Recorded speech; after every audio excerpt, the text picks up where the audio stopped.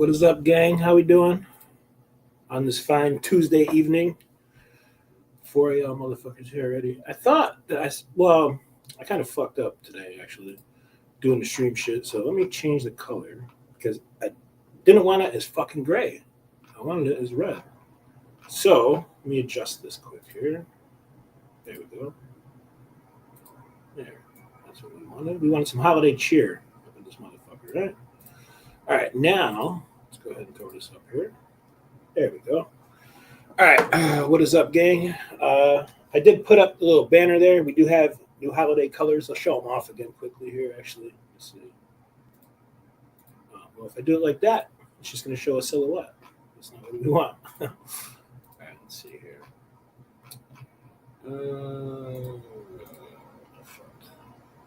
Oh, here we go. So, just show off these graphics here quick.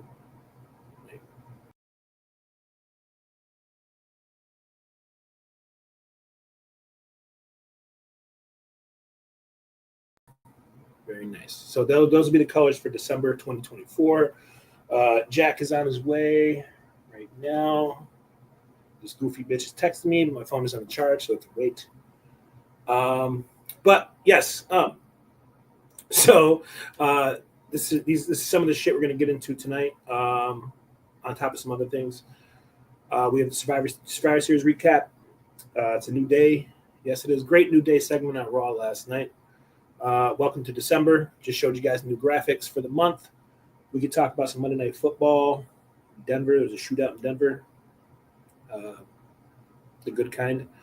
We are back from our holiday break, week long, but we missed you guys. Eminem's mother died today at 69 years old.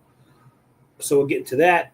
We have a major twist in a missing persons case out of Hawaii. It's been fucking insane to follow. We haven't covered it on the show because everyone just assuming she was dead. Well, there's more to it than that.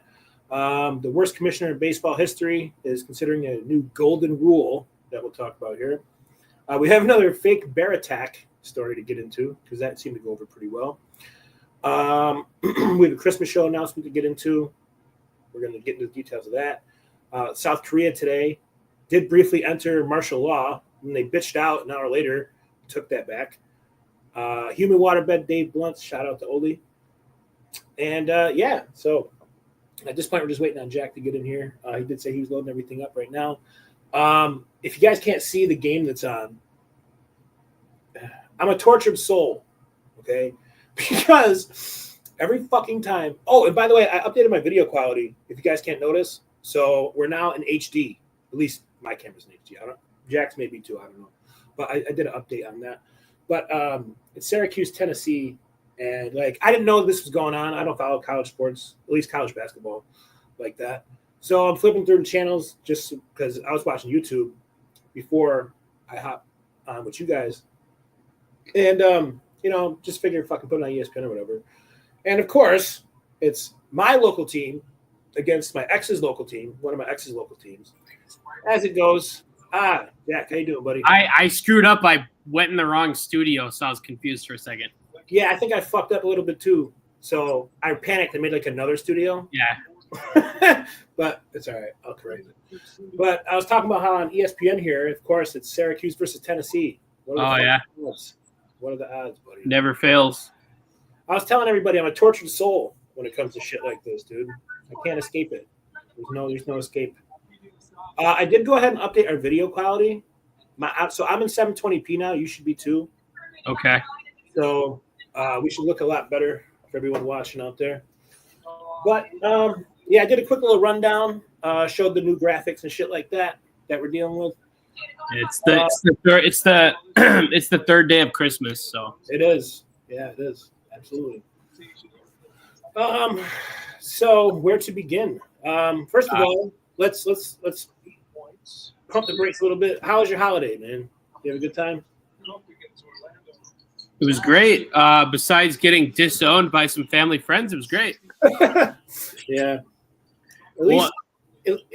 At least you're not on the actual family part of your life yet, because that's no, that'll probably never happen. Honestly, nah, you were raised by good people. I was only friends who hate men, apparently.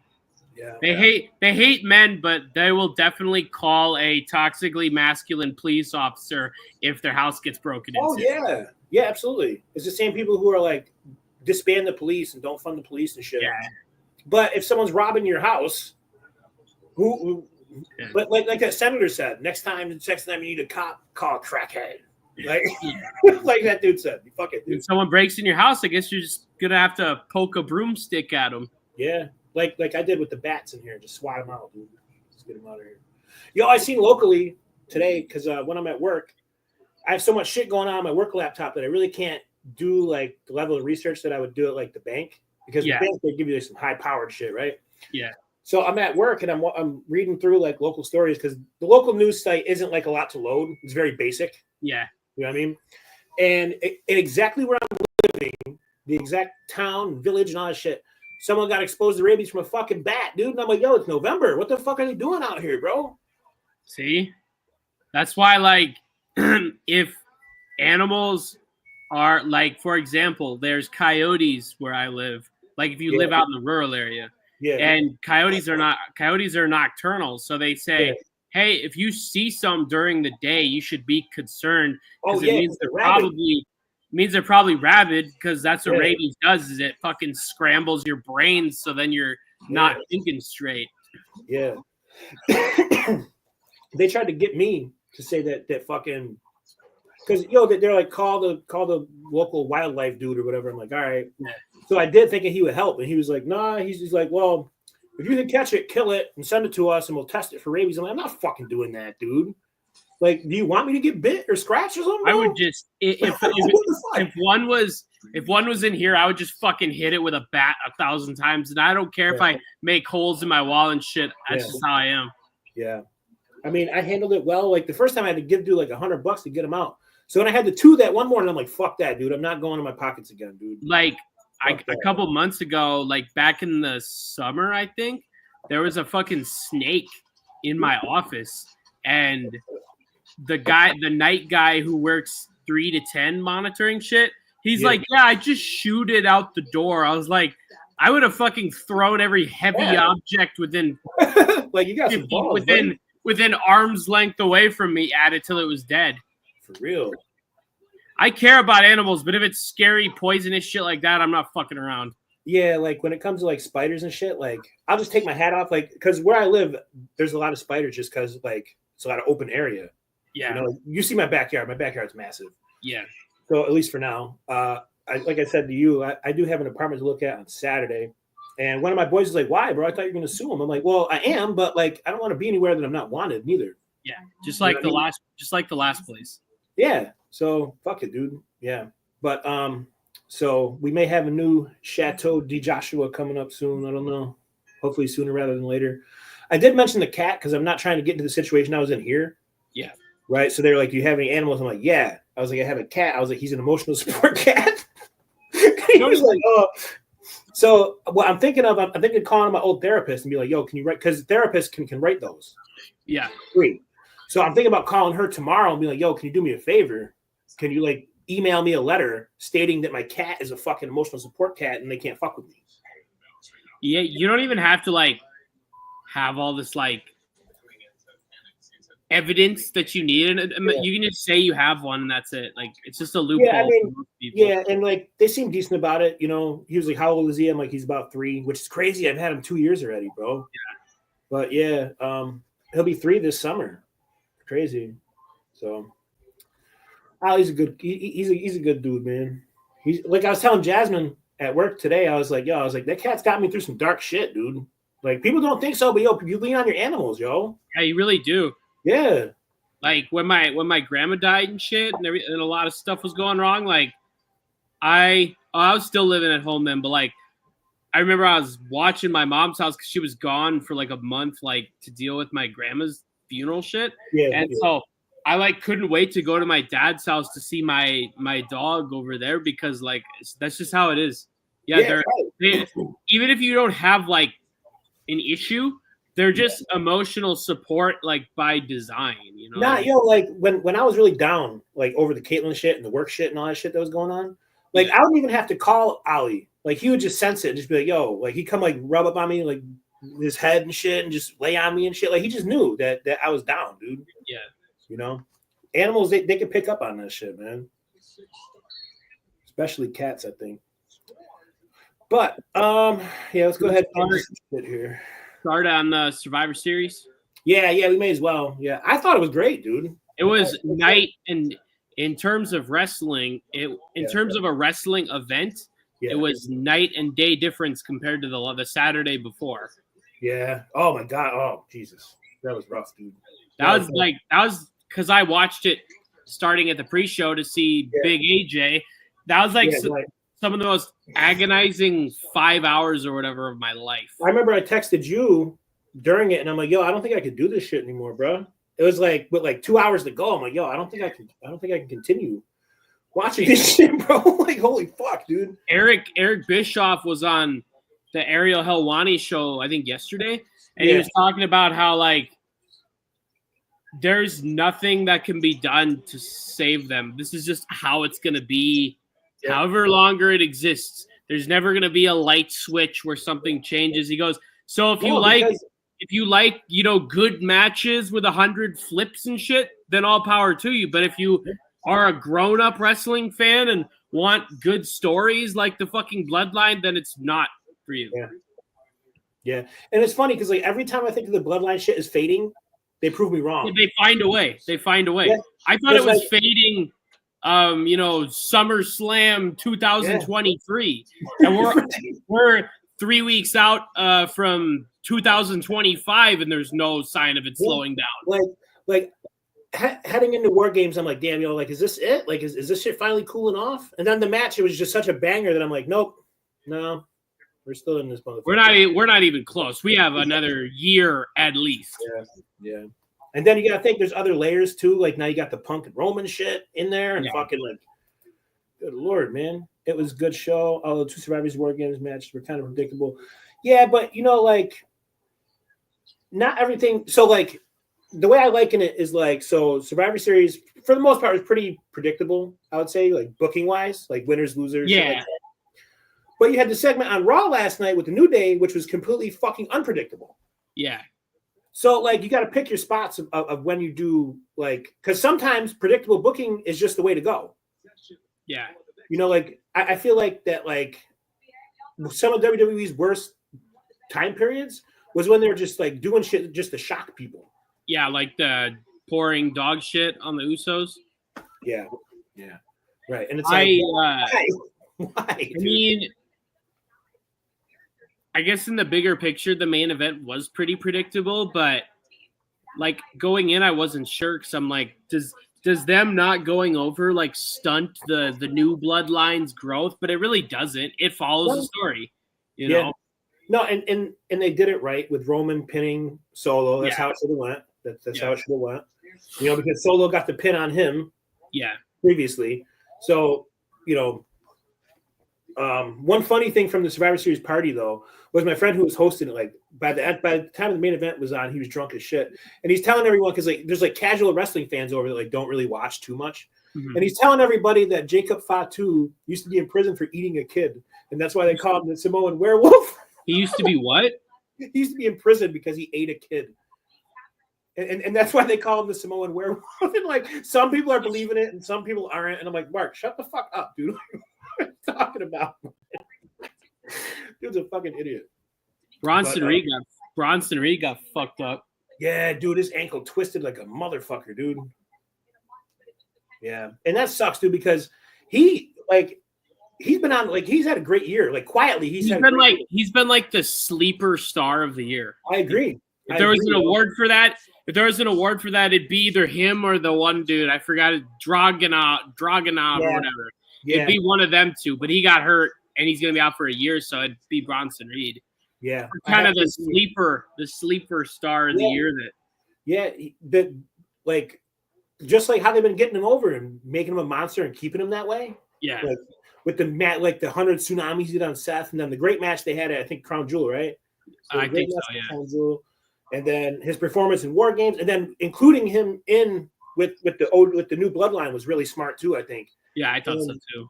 Yeah, he really fit in really well.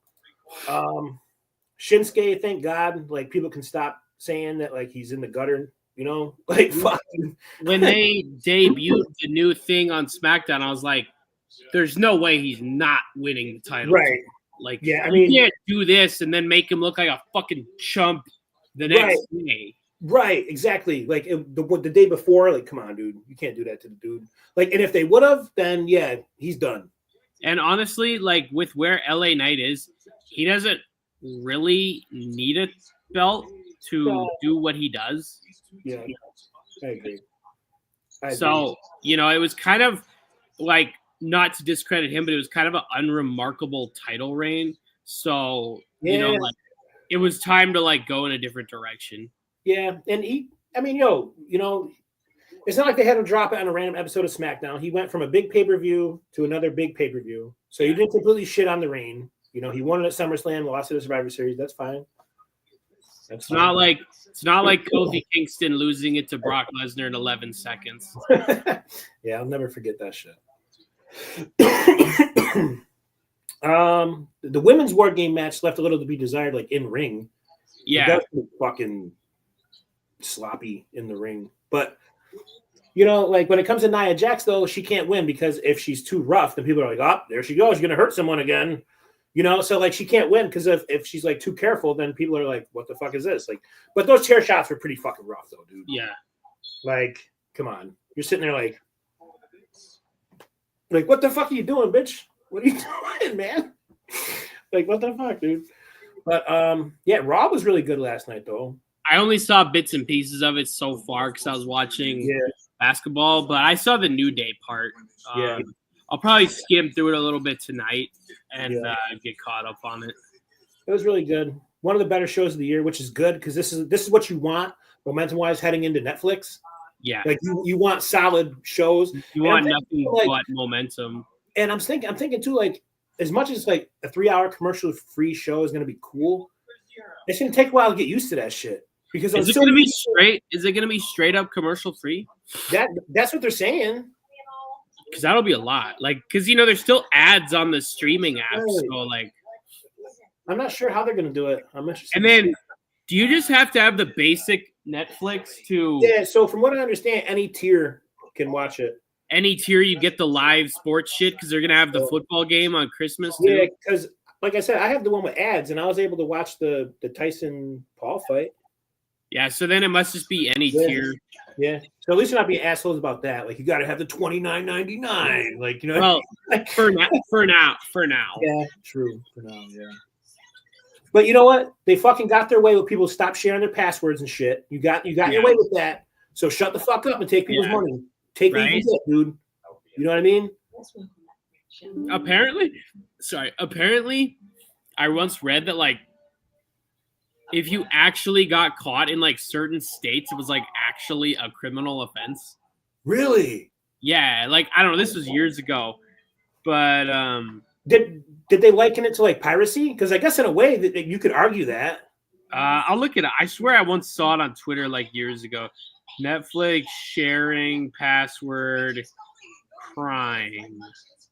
That's crazy. Sharing a Netflix password could be a criminal offense. The person using your password could be committing copyright infringement if they view content without authorization. You could be liable for this infringement if you shared your password. The police and Crown Prosecution Service could prosecute if they have evidence of fraud or other criminal copyright activity. That's crazy. That's fucked up. I don't know. I've shared the same one with my family since before it was a fucking streaming app. So, right. Yeah. All right.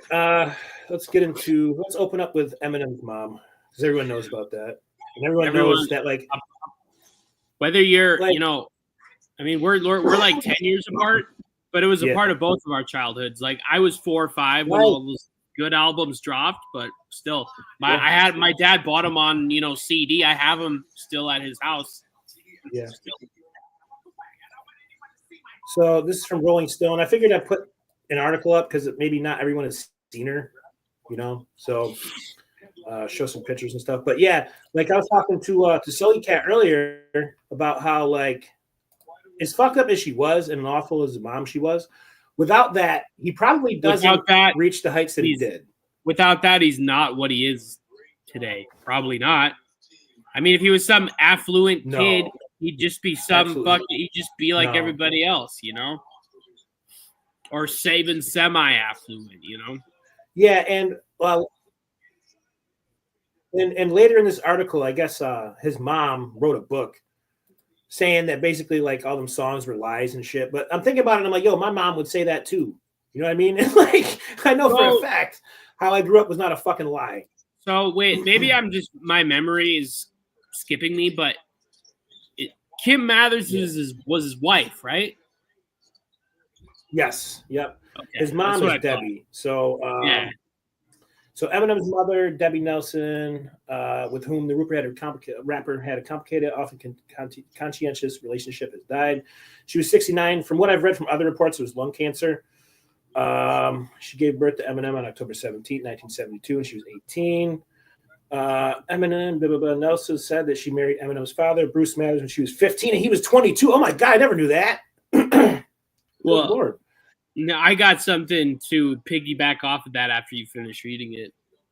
All right. And the couple spent several years playing in a band together called the Daddy Warbucks. Okay. Not long after Eminem was born, his father left the family, and Nelson raised the rapper and his half-brother Nathan largely on her own. Let's see. So while Nelson maintained that she provided financial and emotional support for her son, Eminem said that in a 1999 story that they fought constantly. He accused her of stealing his paychecks, frequently kicking him out of the house and popping pills and taking other drugs, which triggered mood swings. Nelson denied ever doing drugs. That's how I know that she's a fucking liar. Yeah. You know, because if she would have been like, yeah, from time to time I do this and that, like, you know, that's believable. Tell me you never did anything, like, nah, I'm not believing that, dude. I'm just not. As Eminem turned to music, Nelson became a frequent target and antagonist. My name is M's line. I just found out my mom does more dope than I do. Prompted her to file a $10 million defamation lawsuit against her son. While Nelson won the suit, she only got $25,000, which went to pay her legal fees. So really, you sued your son in for what? You walked through it. Get the fuck out of here. She ended up making her own CD and wrote a song called Dear Marshall, which is on YouTube right here. If you don't know, I didn't know that. Yeah. So she says in the song, Marshall, I did the best I could. I went without seeking half. It was wrong on me, and I see it now as giving you everything and never questioning anything you did. As you were perfect in my eyes, my unconditional love created a spoiled young man. And at the end, she chides with the real Marshall Mathers, please stand up and take responsibility for his actions. That's such a mom thing to say. She said he never knew his father, and I did all I could to make up for it. I wasn't happy when he made up a whole new life for himself. What mother wants to be known as a pill-popping alcoholic who lives on welfare? To tell the truth, I was heartbroken. The lies started coming thick and fast, and not just from Marshall. I think he's forgotten the good times we had, and this book is my way of setting the record straight. So yeah, she ended up writing a book denying like everything that he said. While the exact nature of their relationship with his mother is in recent years is unknown, there were some signs of tensions between the two had eased. On 2013 song Headlights, Eminem apologized to her, expressing regret over cleaning out my closet. That song I no longer play at shows, and I cringe every time it's on the radio. Stating at one point, because of this day we remain estranged, and I hate it though, because you ain't even get to witness your grandbabies grow. She did, and this is how the article ends here, she did help induct him into the Rock and Roll Hall of Fame.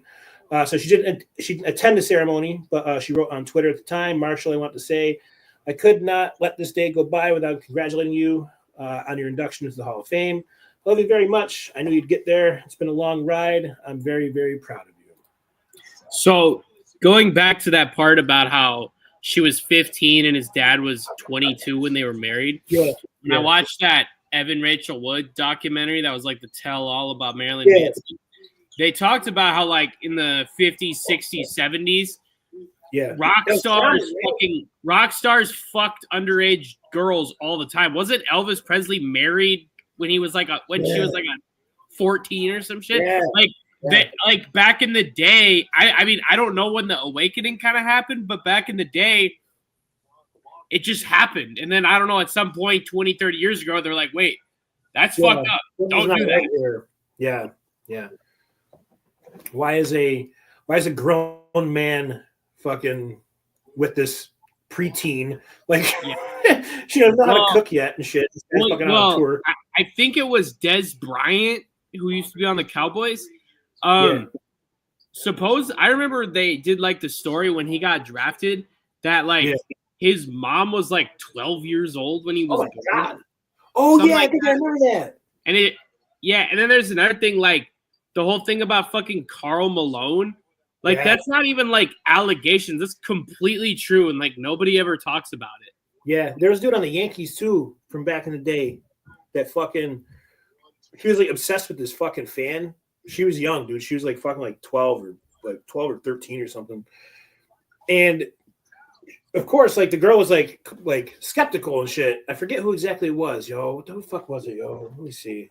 I don't want to be wrong and accuse somebody of something. So let me see here. Who was it? Let's see. Mel Hall. There you go. So he actually got sentenced to 45 years for this shit for basically raping a 12-year-old girl. There was someone else though. Who the fuck? Well, I'm pretty sure it was Mel Hall. But so like he would like call her from the dugout and shit, dude, because she'd be watching on TV. So like he would call before the game and be like, she didn't believe it was actually him, right? Mm-hmm. So I heard this on a Crime and Sports. He would call before the game and be like, I'm gonna do a special signal for you. When I go up to the plate, I'm gonna fucking like bang my bat on the plate like 3 times and point the fucking bat at the camera. You like, that's for you, to prove that it was actually him. Well, yo, come to find out, this girl's fucking 12 years old, bro. And so like it turned into this whole wild thing to like the parents like knew and shit, dude. It was all fucked up, man. It was really fucked up. Well, then also there's the guy that just happened like last season, 2023, the Wander Franco on the Rays. Yeah. And it was funny is the day that it fucking broke and they pulled him out of the lineup, it was like Wander Franco kids hat giveaway day at the stadium. Was it really? Oh man. Yeah. And then I just saw a video of him on X like a week or two ago. And he was like, wherever he's from, like the Dominican Republic, I assume. He was like basically in like this sandlot setup, fucking hitting bombs. Like, so he's not in jail right now. Not yet. At least, I mean, not yet. At least, you know. That's crazy. Wasn't there some dude on the Pirates who got in trouble like a year or two, and then his teammate, like it was like a pitcher, and like his teammate beat him up or some shit.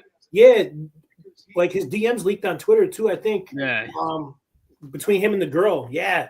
And you know, he's pretty good too. Like he wasn't like a minor leaguer; he was on the major league roster and shit. Dude. Yeah, Pittsburgh Pirates. It was. Secured their spot in the quarterfinals next week. Golden State will play Denver in our second game of the doubleheader. It was Felipe Vasquez. There you go. Sentenced for. Charged with this is more years ago than I thought. He was charged with solicitation of a child, but he was sentenced for sexual. He's at least 2 years. This was 2021. At least 2 years behind bars for statutory sexual assault and child pornography. Good job. Well, she probably sent him nudes, and that's why. Yeah. I don't know what's wrong. I don't know what's wrong. Well, I guess when you're raised in different countries, you're not like. I don't know. His teammates got to be like, "Yo, let's hit the bar." All you got to do is fucking be like, "Yo, I'm a pitcher for the Pirates." Yeah. Like, you can get any bitch you want. I was talking about this with someone yesterday. It's like, you know, all these NBA players, NFL players, all pass around the same 10 baby mamas when they could have 10 supermodels that nobody even knows all to themselves, but instead they all pass around the same fucking Kendall Jenner and shit like that. Yeah, it doesn't make sense. It doesn't make sense, dude. It really doesn't. It's kind of like because like I said, I was watching the wrestling with people who don't really watch like me and you watch. Yeah. And they had Jackie Redmond backstage interviewing people, and he's like, one of the dudes there, he's like, where do they find these women? They just like pump them out of a factory. He's like, this one looks just like the last one. He's like, then she looked like fucking Charlie Caruso, and she looked like fucking this one. I'm like, yeah, you're right, dude. Yeah, you're right. Yeah, it's all the same surgeries and stuff. Yeah, And I'm like, yeah, it's a good point. Maybe they do. I don't know. Maybe they do something. They got. I do wonder about some of these surgeries they have. Like Kim Kardashian, like when she was with Kanye and shit, was all fucking white, like a fucking hourglass, and you see her now, she's like stick fucking thin. Yeah. I wonder, like, having that many surgeries must fuck you up in some Well, you way. gotta think, like, every surgery that you have, if you get it undone, that's another however many. So, like, if you get 3 surgeries to get it, you got to get 3 surgeries to remove it. I've seen like some pictures and videos of like the after of like chicks getting BBLs, and like they have to wear these like weird suits for like a fucking week. They bleed all over the place and shit. It's nasty. Like, is it really worth it? And no, like, not to me. And what's fucked up is like on Twitter, like these girls have posted videos. I see it a lot on Twitter, and dudes are like, "Yo, we don't like this. Like, why are you guys doing this? Yo, it doesn't even look real. No, it's not attractive. It looks fake. Yeah, like I don't want to feel like I'm fucking a fucking air balloon or something, dude. Like, holy shit, dude.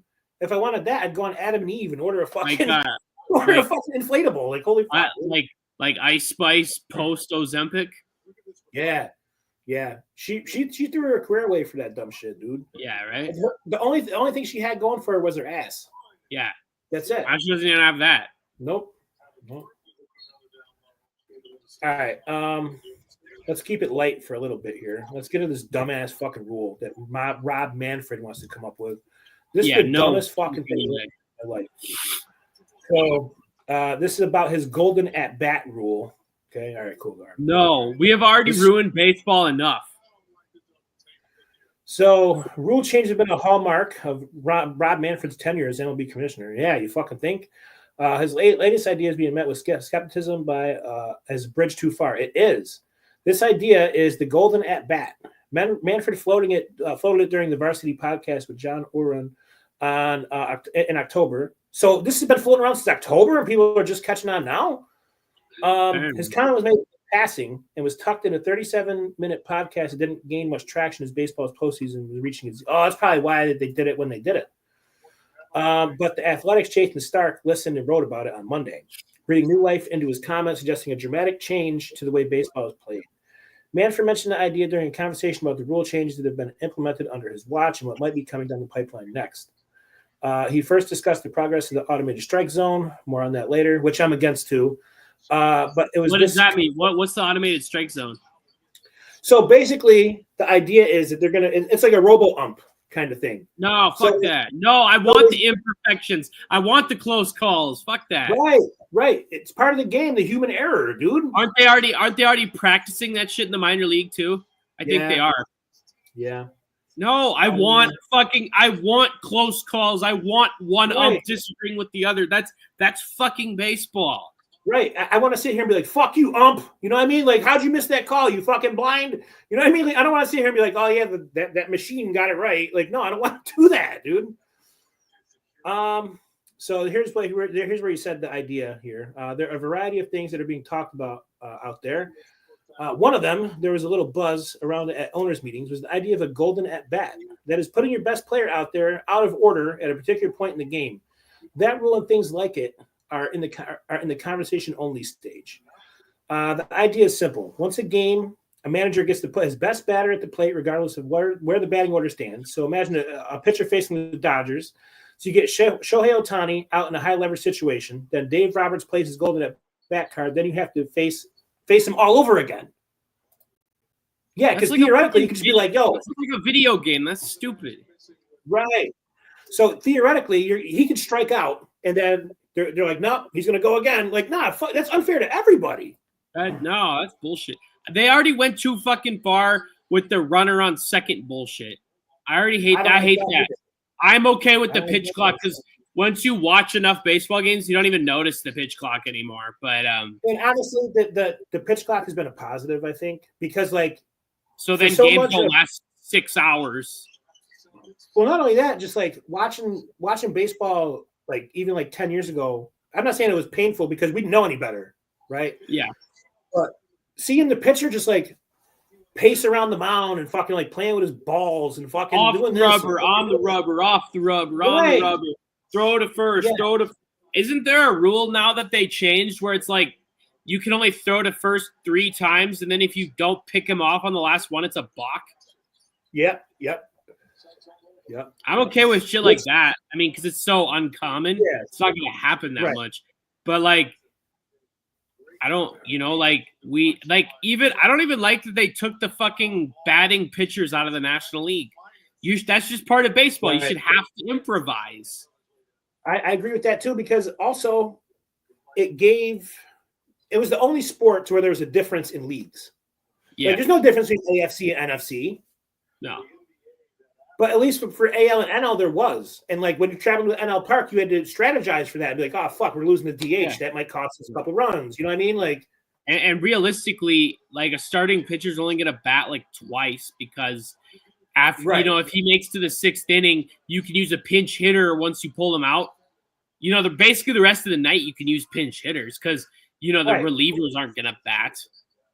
Right. You'll have, you have your 3-4 guys on the bench so you can pinch hit, Right. Or you can make a fucking defensive change, shit like that, Yeah. No, and, like, managing an NL game actually took fucking, like, skill. Yeah. Like you said, like, you had to know what you were doing. You'd be like, okay, I'm going to defensively substitute this guy, and fucking I don't want to waste his at bat now, and fucking, like, like, there was a lot of strategy that went in managing an NL game, whereas AL, you can kind of just, like, coast, Yeah. Like, you just play the game. But, yeah, I don't like the whole DH and the NL shit, dude. I really don't. Let's see if they got any more info in here. Ken Rosenthal doesn't like it neither. He weighed on the rumor saying that it's not baseball, which it's not. And then think of this too. It's taken away a lot of special moments out of the hands of dudes who just, like, because a lot of walk-off home runs are dudes that shouldn't even be hitting them. Yeah, because they're pinch hitters, They're the utility. They're the utility infielder that only plays on the other guy's day off on fucking Sundays. Right. So Aaron Boone, for example, he should not be in favor of this at all. Because if that rule was in place when he hit his fucking walk-off home run in Game 7 against Sung Young Kim, yeah, then he probably doesn't have the Yankees job. The motherfucker's probably flipping fucking burgers somewhere, squirting fucking Big Mac sauce. He'd be forgotten. Right. So there's a lot of dudes who they wouldn't have their moment in the sun. Like, if you're a star player, it don't matter because you're going to get those moments anyway. Yeah. But the dudes, yeah. You're Kirk Gibson. You're Freddie Freeman. I mean, Freddie Freeman is a star, but he's a little bit older, and, like, he had that fucking moment in the World Series where he had the best games of his life. Right. Yeah. This is what Ken Rosenthal had to say about it. My instinct is that it's not baseball. It's not the game. It's not the game the way the game has been played for 100+ years. And I just have a problem with it from that perspective. Now, you can say a pitch clock is not baseball, expanded bases were not baseball, all different rules that were implemented in recent years were not baseball until they implemented them. And that's fair, but the innovation is always difficult to accept. But this change is just a little this one just goes a little too far to me, which I agree. I totally fucking agree, dude. Stark, meanwhile, spoke with several players, including Kristen Yelich, Carlos Correa, and Freddie Freeman about the Golden at Bat idea. They generally thought it was a fun idea for an all-star game. Right. In like an exhibition, I don't care, dude. But expressed reservation about implementing it during games that count. No. I'm old school. This is Freeman. I'm old school, even as a young guy, I like baseball. I'm a baseball purist, so I'm going to go no. So I totally agree with that, and like I just don't. Dude, I don't agree with fucking up the lineup order and all this shit, dude. You know what I mean? Yeah. I can't get down with that, dude. I just can't. Only baseball. Well, baseball was like the one like sport with no time limit. I mean, the NBA and the NFL aren't fucking up the rules with all this crazy shit. Right. I mean, the NBA implemented instant replay, but they do it like the NFL, where if you get a challenge, so then if the call stands, you lose your challenge for the game. So then he really makes you think like, oh, should I really protest this one kind of screwy out of bounds call, or should I say it? That's okay. Yeah. I'm cool with instant replay in basically any sport, but baseball is doing too much. I want baseball to be the sport it was, not a fucking video game. Yeah, like because I'm in favor of instant replay and shit like that because the biggest thing is getting the call right. Yeah. That's the biggest thing. Make sure you get the call right. But yeah, this shit, nah, man. I don't want to see no fucking like you said. I don't even like the ghost man on second bullshit with the fucking extended bases and extra innings and shit. I don't like that neither. Because it puts in the pitcher's head, it stresses him out because he's already in a jam no matter what. And also like it's not helping anybody because you're not like the next team's getting the same advantage. Yeah. So like it's not like that. It's just like only the home team gets it or something. So it's gonna end the game quicker. No, both pitchers have to deal with a fucking guy on second now, and all it takes is a single from the away team, then a single from the fucking home team, and you're still tied. So what does it really help? It doesn't help. It really doesn't. What was this thing on the ticker about the man arrested in the fake bear attack? Was that the one we talked about before? No, I found another one. I found another one. A bear murder? Yeah, murder. So this is completely different. And this caught my eye because we covered something like it, but not exactly like this. Yeah. So fake bears are fucking taking the world by storm. I'm saying, man. All right, let's see here. All right, let's see. Let's pull this up here. Man arrested in killing that was falsely blamed on bear. Okay. So a 911 call about an aggressive bear was fake, and the injuries to a body found by authorities who responded to it weren't caused by a bear. So a man accused of murder after a 911 call about a fake bear attack in the mountains of Tennessee led authorities to a dead man last month had been found and arrested. The arrest of Nicholas Wayne Hamlet, 45, in Columbia, South Carolina, ends the manhunt that was launched after the call late October 18th to 911 dispatchers in Monroe County. The Monroe County Sheriff's Office said it was informed Sunday that Hamlet, who had been sought on a first-degree murder warrant, was found and arrested in South Carolina. The sharing of Hamlet's wanted poster led the public, whom is our most valuable resource, to act as their eyes and ears. The case began when a man claiming to be Brandon Andrade called 911 and claimed that he was injured and that he was chased by a bear and fell off a cliff. The call was pinged in the area of the Charles Hall Bridge on the Charahola Skyway in Toledo Plains, a small mountain town in Tennessee with a population of about 800 people. And that's the guy, the suspect here. A body was found with the ID of Brandon Christopher Andrade, but it wasn't him. And Andrade's identity had been stolen and used multiple times. The person also was not killed by a bear, officials said. Once detective laid eyes on the body, the injuries that the deceased had was not consistent with a bear attack and was not consistent with a fall. Jones said at a news conference last month. The cause of death was found to be blunt force trauma to the head. It was very easy to rule out. So this guy just thought he was just going to call 911 and be like, yo, I just got attacked by a bear. Come help. And then they were going to come and not like check to see if there was any fucking like scratches or bites. Yeah. What the fuck? A first-degree murder warrant was obtained against Hamlet after investigators determined that Hamlet, who was wanted on a parole violation out of Alabama, had been using the stolen ID before the body was found. Oh, shit, dude. The dead man was later identified as Stephen Douglas Lloyd, 34, who authorities have said Hamlet had befriended during the summer. Hamlet was arrested in South Carolina after the hospital employee recognized him and alerted the authorities. Confirmed his identity. He was in custody Sunday, and arrangements were being made to extradite him to Tennessee. Said it was not clear whether Hamlet had an attorney who could speak on his behalf. His case did not appear to be available online on Monroe County court records on Monday. So that's got to be one of the dumbest crimes we've ever covered. Yeah, like usually we'll have some smart, I'll be like, damn, if it was just one more thing, he could have got away with it. Yeah, not that he did not think that shit through at all. No. I'm assuming since he was using his ID throughout the summer, I'm assuming that he just like dumped him in the woods and thought, oh shit, dude, they're gonna catch on. Yeah. And was like, well, I'll just say he got attacked by a bear. Well, if you're gonna do that, you gotta make it look like he got attacked by a fucking bear, you dumb fuck. Yeah. And like that other one, they brought in like a fucking expert from the wildlife and fish and wildlife, the Department of Fish and Wildlife. Like those people exist. They're fucking geniuses on that stuff. Like people are gonna find out, And not only that, like don't fuck around with like insurance fraud for like $250,000. Like, of course they're gonna have investigators. They're gonna look into that. Yeah. Like, don't people understand? Like, if the IRS looks into shit, if you randomly have $50,000 Yeah. that you didn't make any previous year and it's completely unaccounted for. Like, if it's $1,000, they don't Right. care. They'll think like, oh, that's your fucking birthday money Or or something. bonus from work or something, or whatever. Yeah. But they're not like if they see $50,000 unaccounted for, you think they're just gonna let that slide? No, people are stupid, man. Like that case proves it to me. They're fucking stupid, bro.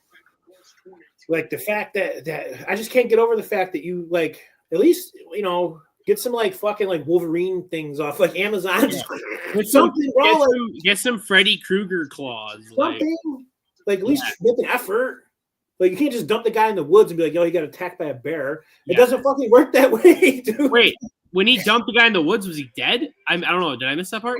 So I'm assuming so because they said that he was using his ID well before the murder. Okay. So he killed the guy, but he tried to say that a bear did it.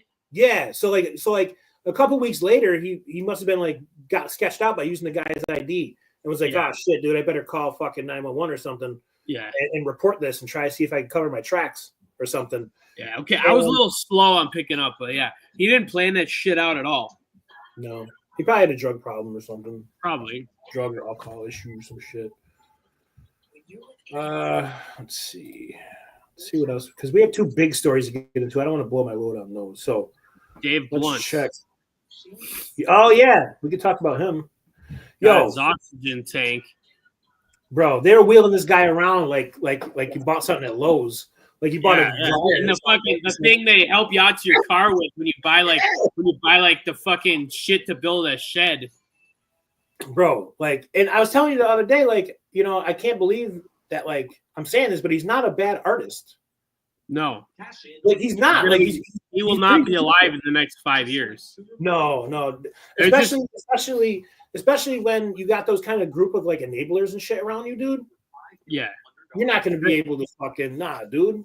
There's this other rapper I discovered in like 2017, from Dallas. Like he was never like mainstream famous. He had one song with Rick Ross, but I knew about him, right? He was this fat guy named C Strugs, and they called him the Fat Crip, right? And he died a couple years ago of cancer. But he's the guy. He's that guy right there. Wait. He's that guy right there, the big one. Oh, okay. And I used to think he was fat as fuck. And then I see this guy, Dave Blunt. I'm like, he makes fucking C Strugs look malnourished. Yo, it reminds me of that tweet I sent you. I think it was it was on Black Friday, and it had me laughing. But the dude was like, "Yo, compared to like the people now, I don't think that Notorious B.I.G. was that big." Notorious B.I.G. was fucking. He was just a little husky, For now, dude, like compared to now, yeah, dude. It's like you see those things where it was like the fattest man in the world in 1910, and it's like average fucking person you see at Walmart on a fucking Wednesday is bigger than him. Yeah. So I'm going to share my Twitter just because I want to show this clip. Like, I'm sure you've seen it where it's like him, where it's like he's like rapping or whatever, and then it like throws him into the sky like that, dude. Yeah, he's like fucking, yeah. Like, what the fuck is that, dude? He's just fucking, he's fucking free falling. There we go. See, I'm not the biggest proponent of AI, but that's what it needs to be for. Yeah. It was like that tweet I sent you earlier that said, it said,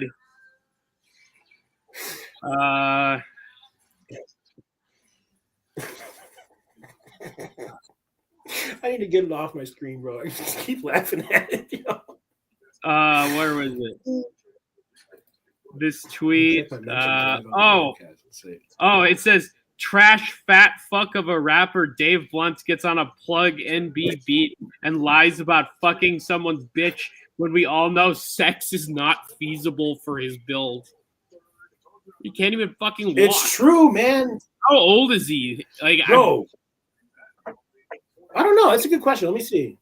I'm gonna guess mid-20s. I'm gonna guess mid-20s.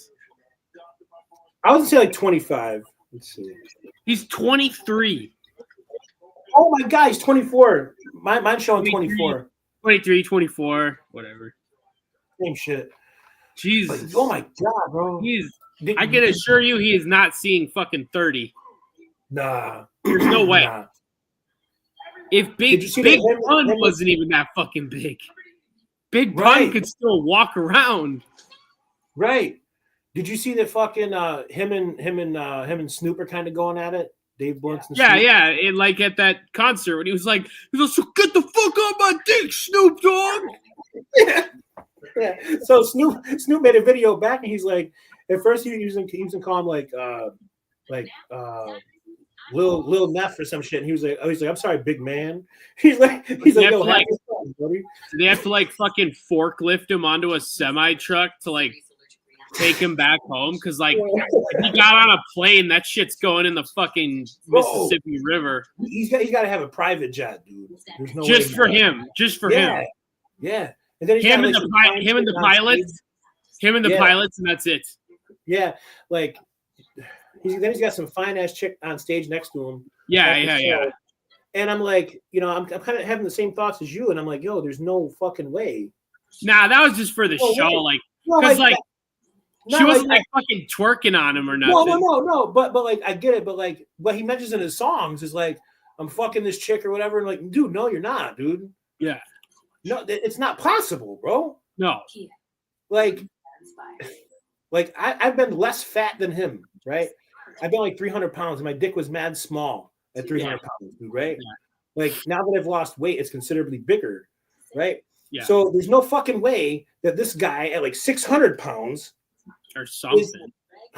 He needs fucking Dr. Now. If anybody needs Dr. Now, he's bigger than 600 pounds. He's got to be. You think so? I don't know how he's fucking. You know what's funny is like I have awareness about my diet and what I eat and drink, and I'm like 230, 40 pounds right now. And it's like I watch My 600-Pound Life. Yeah. And I'm like, how do some of these people's hearts just not fucking give out? Bro, I used to watch that shit just for comedy. Like, especially when I was living at my grandmother's, because my one uncle, Scott, he's like super into fitness and shit. So I know it'd piss him off to like watch it. So I could have it on. He'd be like, I'm going to fucking bed. This is fucking sick. Yeah. Well, me and my dad, when I still watch it now, and like me and my dad used to watch like the new episode every week. When I still lived at home, for years, me and my dad used to watch the new episode when it came on like every week. Yeah. There's that one dude, Steven Asante. I don't know if you've seen that one. Yeah, that dude is like completely. They were brothers, right? What?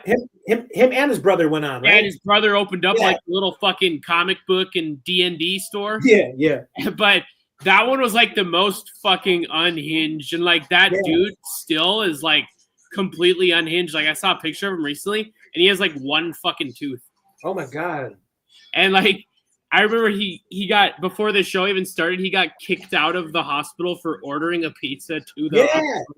Yeah, and then he was on the show and was doing the same shit, and Dr. Now was like, bruh. And I can't remember why they didn't have a mom. I don't know if she died or whatever, but they were like, only their dad was in the picture. Yeah. And I'm like, you guys, this dude is like, I would just look at the dad and I'm like, I know he just wants to blow his fucking head off. He's got these two fucking unhinged 600-pound beasts. Like, he lives in fucking hell. Yeah, and they fight nonstop. They fucking hated each other. And then, like, when he got left at the hospital for, like, his treatment, when he went home with the brother that, like, wasn't as fat, he was like, now say goodbye to your brother. Give him a hug. And then he just, like, went up to him, like, when a little kid's mad. And he's like, goodbye. And then they left. There's another funny one I seen, too, is this chick. It's this really fat blonde chick. And she had a boyfriend, of course. Like, I don't even understand. Like, I think that's why they do, like, the mental health check on these people before they'll do anything with them, like and stuff. I think that these dudes date these 600-pound women is because they're weird, creepy dudes who, again, can't get a decent girl for whatever reason. So then they get with these 600-pound bedridden bitches because they ain't going nowhere, so they ain't fucking cheating on them. True. That and I mean, until she dies, you have a place to live. God knows she's on some kind of county assistance or something, like, welfare of some kind. She's always going to have food around. You're not going to go hungry. You're always going to have a place to live. But You know? what was the one you were talking about? Oh, What happened this to that bitch bugged out, dude. Like she went to the store. You know, she was in her fucking wheelie fucking one? thing. Yeah, her fucking mobility scooter. Yeah, and she fucking freaked out because they didn't have any of the chicken nibblers at Walmart. And I she's think like, I remember that one. I think I remember. and I'm like, yo, Yeah. chill out, bitch. Like, holy fuck, dude. She like threw a conniption fit in fucking Walmart over chicken nibblers, dude. There was one that I've gone back and watched so many times because me and my dad, my brother, just always laugh about the dialogue in it. It's this fat dude named Chuck, and he lives like outside of Houston, Texas, so like right by Doctor now. Yeah. And he's 500-600 pounds, but his wife is like kind of fat, like 300 maybe, and she also got the surgery. But like the episode just starts with just showing like how fucking useless he is. And midway through the episode, she serves him with divorce papers. Oh shit! And then he starts crying. He starts crying and shit. And then like she leaves and like goes and stays with her family or some shit. Wow. And then eventually like she wins him back. But it's like just the dialogue in that episode is just pure fucking comedy. Like that should probably rock his world. Not in his life, but in mine, Yeah, no, but that should probably rocked his world, bro, because he like you said, I think half the reason these dudes get with these bigger women is so that they won't leave. And then she gets the surgery and drops the weight. And then from his perspective, even though she's still 300 pounds to him, she probably looks like a fucking supermodel. Well, no, he was the fat one. She was just kind of fat. He was the 600-pound useless one. Right. But she had gotten the surgery previously, right? No, he got it, then she did. And then like he was a dickhead and he wouldn't help her like at all. Like I'll tell you, I'll show you the episode. Like it's probably free on the TLC app or some shit. There was another one I saw where it was like she had this weird, creepy boyfriend or husband or whatever the fuck he was. Yeah. And like he didn't like that she was getting the surgery to save her fucking life. Yeah, so then, like, after they left the hospital, he, like, went to some fucking burger joint drive-through and was, like, taunting her with the food. And I think he was, like, Australian. So he called the French fries chips because that's what they call it in, like, England and Australia and shit. And then, like, he's sitting there, like, eating the food in the driver's seat. And he's just like, here, you want a chip? Like, just taunting her with, like, he's mad she got the surgery to better her life. What a dick. What an absolute dick, bro. But, yeah, I totally agree. I think it goes both ways, too. I think, like, these really broken and damaged women will go get, like, a really big guy, too. Because, like you said, they know that they're not going to leave. And, like, also, not even just because they can't physically, like, they don't have the self-esteem to be like, I deserve better than you. You know what I mean? Like, they're just stuck. Like physically, mentally, emotionally, they're just stuck. They can't be like some, person like my age who can think in their head like, oh, this girl better, quit ignoring me because I'll fucking cut her off and go meet other girls next week. They can't do that. Yeah, they don't have that option. No. Right. And once you bring love into their world, like that's why I say like love can be dangerous, bro, especially if you're not all there mentally. Like think how many people die or kill or something over love. Like I mean, not they have a whole show about it. Snap. Then they have the killer couples. Yeah. Well, that was like it happened like a year ago. Now it was that basketball player for like the Sacramento Kings G League team, and he like. It wasn't even his girlfriend at the time, and they like conspire. It was his ex-girlfriend. That doesn't if it was his real girlfriend doesn't make it okay. But it's like it was his ex-girlfriend didn't like some girl, so when he was in town to play the team in Las Vegas, they conspired to fucking kill this girl, and they did. And then what's crazy is he still played in games and practiced and shit for like another week after it, and he got detained at practice. Oh, really?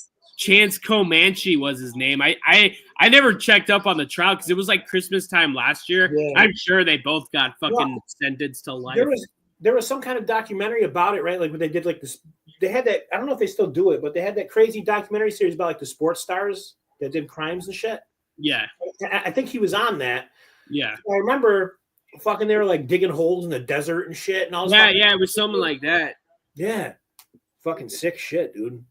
But no, you're right. Like even for it to be your ex-girlfriend, like that's like Savannah hitting me up and be like, "Yo, I need you to kill my ex. And be like, no, get the fuck off my line. And I'm calling police. Like, what are you doing, bro? Like, nah.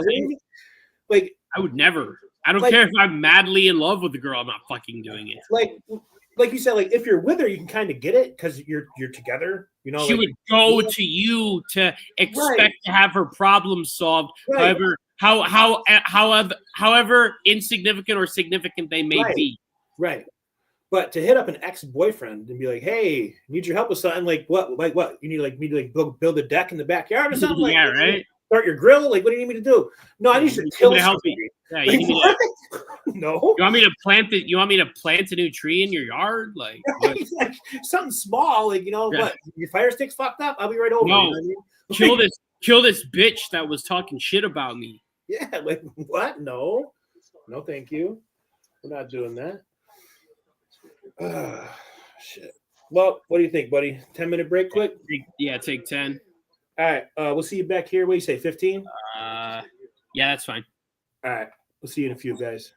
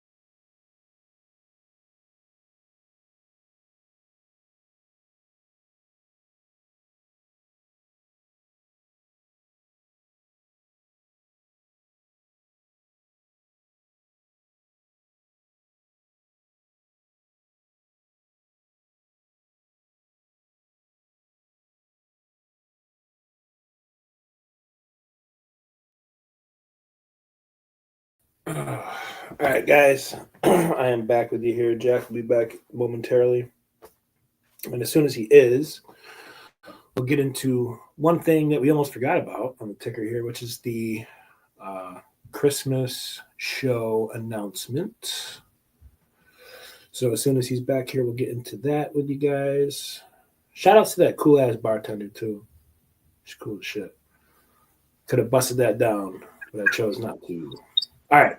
So self-control. Huh? Self-control. Yeah, that's right. For once I was reading on the break. I was reading about that case we were talking about, the basketball player. Yeah. And I guess he's not going on trial until March of 2025. Oh, and wow.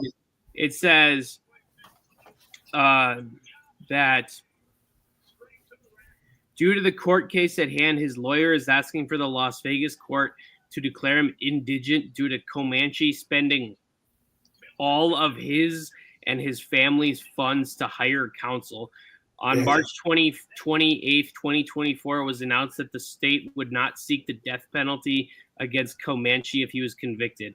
And then his trial date is set for March 10th, 2025. You know, that's another symptom of COVID that a lot of people forget too. A lot of shit got pushed back when it comes to like courts. Yeah, that was new shit. That just happened last year in December. Oh, I thought it was a few years ago. No, it was like around this time last year, like right before Christmas.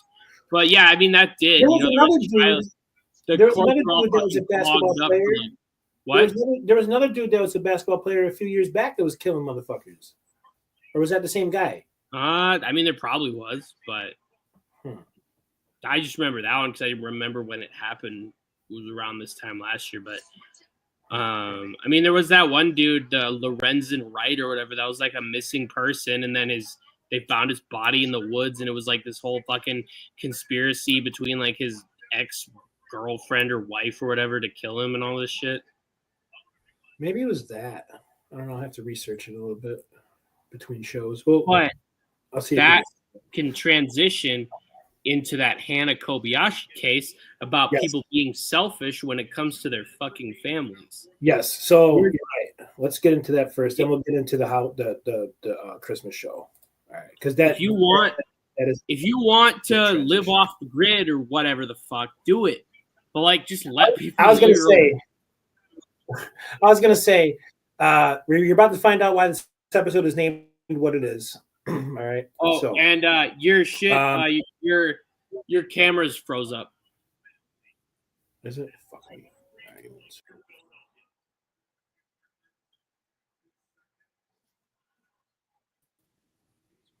All right. Let's see. Come on, motherfucker. All right.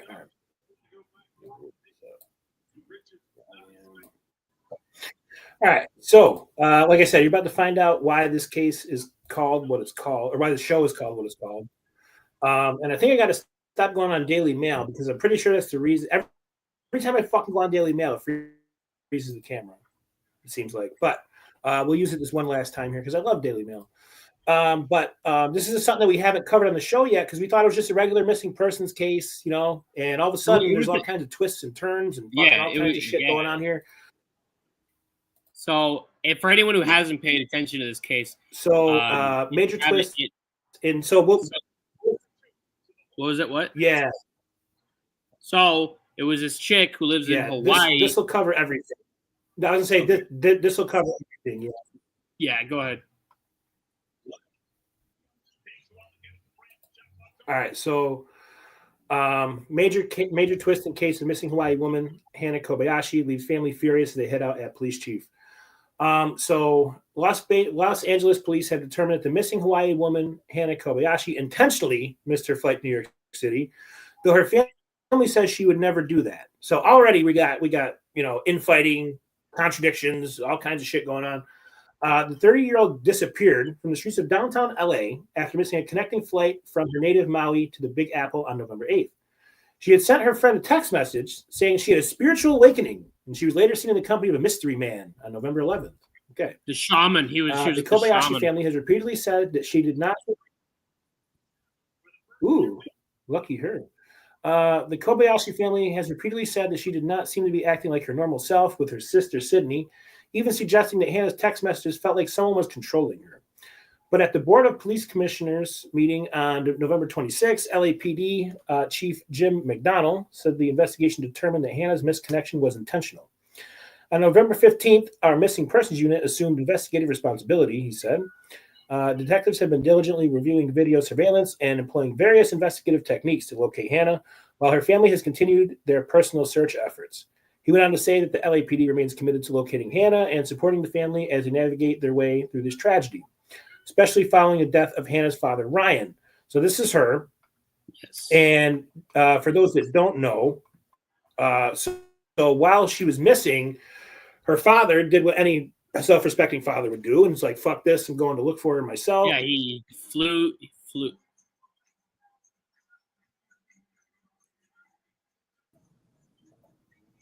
Yeah, so he traveled to California to aid in the search, and then after being there for like a week, he fucking killed himself and like jumped off a fucking parking garage or some shit like that. Right. So when this happened, me and Jack were talking about it over text, and I'm like, that to me assumed that she was dead. Father couldn't take the grief and just fucking yeah. Couldn't take the stress, couldn't take the, is she alive? Is she fucking at the bottom of the ocean? Like, what the fuck? And then it turns out she crossed the border into Mexico. Yeah. So the police are saying that she intentionally missed the flight. Her sister's saying no, she didn't. All right. So she claimed in the statement on social media the family was unaware of the alleged findings presented in the LAPC, I guess, Los Angeles Police Commission meeting until multiple videos of the meeting were sent to us by multiple citizens. These alleged findings have yet to be relayed to my mother and I directly from the chief of the LAPD or any detective involved in Hannah's case. She and her mother, Brandy Yee, also claimed that certain details McConnell shared about the case at the meeting were inaccurate. So this is where the LAPD is really fucking up here, and I understand where the family's coming from because they got her age wrong. Okay, so specific facts contained in that report were inaccurate, such as Hannah's age. Hannah is 30, not 23. So that's a big fucking number to be off by, dude. Yeah, it's not like you're saying she's 29 and she's 30. Yeah. Like that's a pretty fucking big gap. Also, Hannah was reported missing to law enforcement on November 11th, not November 13th. As stated by the chief of the LAPD. The lack of communication surrounding some important details has left us feeling excluded from potentially crucial developments. However, we do remain hopeful and optimistic that the LAPD is doing everything in their power to assist us in locating Hannah. Sydney also hit out at the report to Hawaii News Now, stating that the police chief kind of seems to state as if she went out and about to do her own thing, which may discourage people from searching for her. And there's a picture of her father who ended up taking his own life last week. So he spent 2 weeks looking for her, and then he just said, fuck this shit, and just end it. She went on to say, I don't want to bash the LAPD. I don't want to discredit them if they're doing what they're doing. But at this time, it makes us very confused as to where they're at. Understandable. Sydney also said that she continues to believe Hannah is in danger, noting that even if her sister decided to go off grid, she would have reached out to her after her father, who spent nearly 2 weeks looking for her, committed suicide. That's what I was saying too. Like, don't go about it like this. Like, Jesus Christ. With my father's passing, with it being everywhere in her right state of mind, she would have never thought to reach out to anybody. Right. She would have reached out to somebody. She had previously shared similar sentiments with News Nation as she shared her concerns with Cuomo's guest host, Brian Enton, that Hannah may have been taken out of California. Intuitively knowing her and being so close to her my entire life, I just know this is absolutely not like her. She went on to say that she is convinced Hannah wouldn't have ran away and was an amazing and beautiful person. Kobayashi was caught on security camera footage disembarking a plane at LAX before 10 p.m. on November 8th.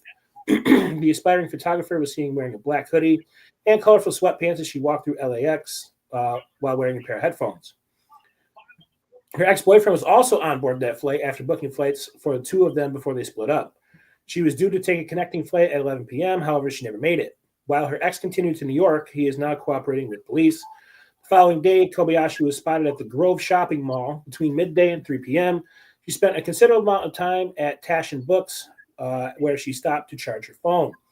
At 2:43 p.m., she snapped a picture and sent it to her aunt before returning to the airport, where she's believed to have spent the night. And there's her in the airport there. And here's the timeline of her last known moments of whatever. So November 9th, let's see. Let's start at the beginning here. November 8th, she lands at LAX 9:53. Not heard from again until tomorrow, next day. November 9th, 12 to 3 p.m., spotted at Tash and Books at the Grove Mall. Then she returned to LAX that same day, and then no one heard from her again until... then she was in the background of that guy p.m. She was seen at an event at the LeBron shit, which is that one right there, the Nike store. Yeah. So she... Yep. So she was seen at an event at the Nike store at the Grove. Then she spoke to a ticketing agent at LAX at 5 p.m. So about an hour and a half after that, she spoke to someone at LAX at the ticket office. Then 9:02 p.m. boarded LAX Metro C line. So now she's on the train on the trolley. Yeah, and then she left Metro Pico Station at 10:03. And then, she changed the train and then left. Changed the train at... Yeah. So, okay. In a YouTube video outside an event in LA on November 10th, Hannah could also be seen wearing the same clothing. She was spotted at a Nike event featuring LeBron James in LA, like you said, where she was wearing the same dark hoodie and headphones she wore at the airport. She also shared a post on her Instagram from the event with the eye emoji as the caption. She was next spotted talking to a ticketing agent at LAX around 5 p.m.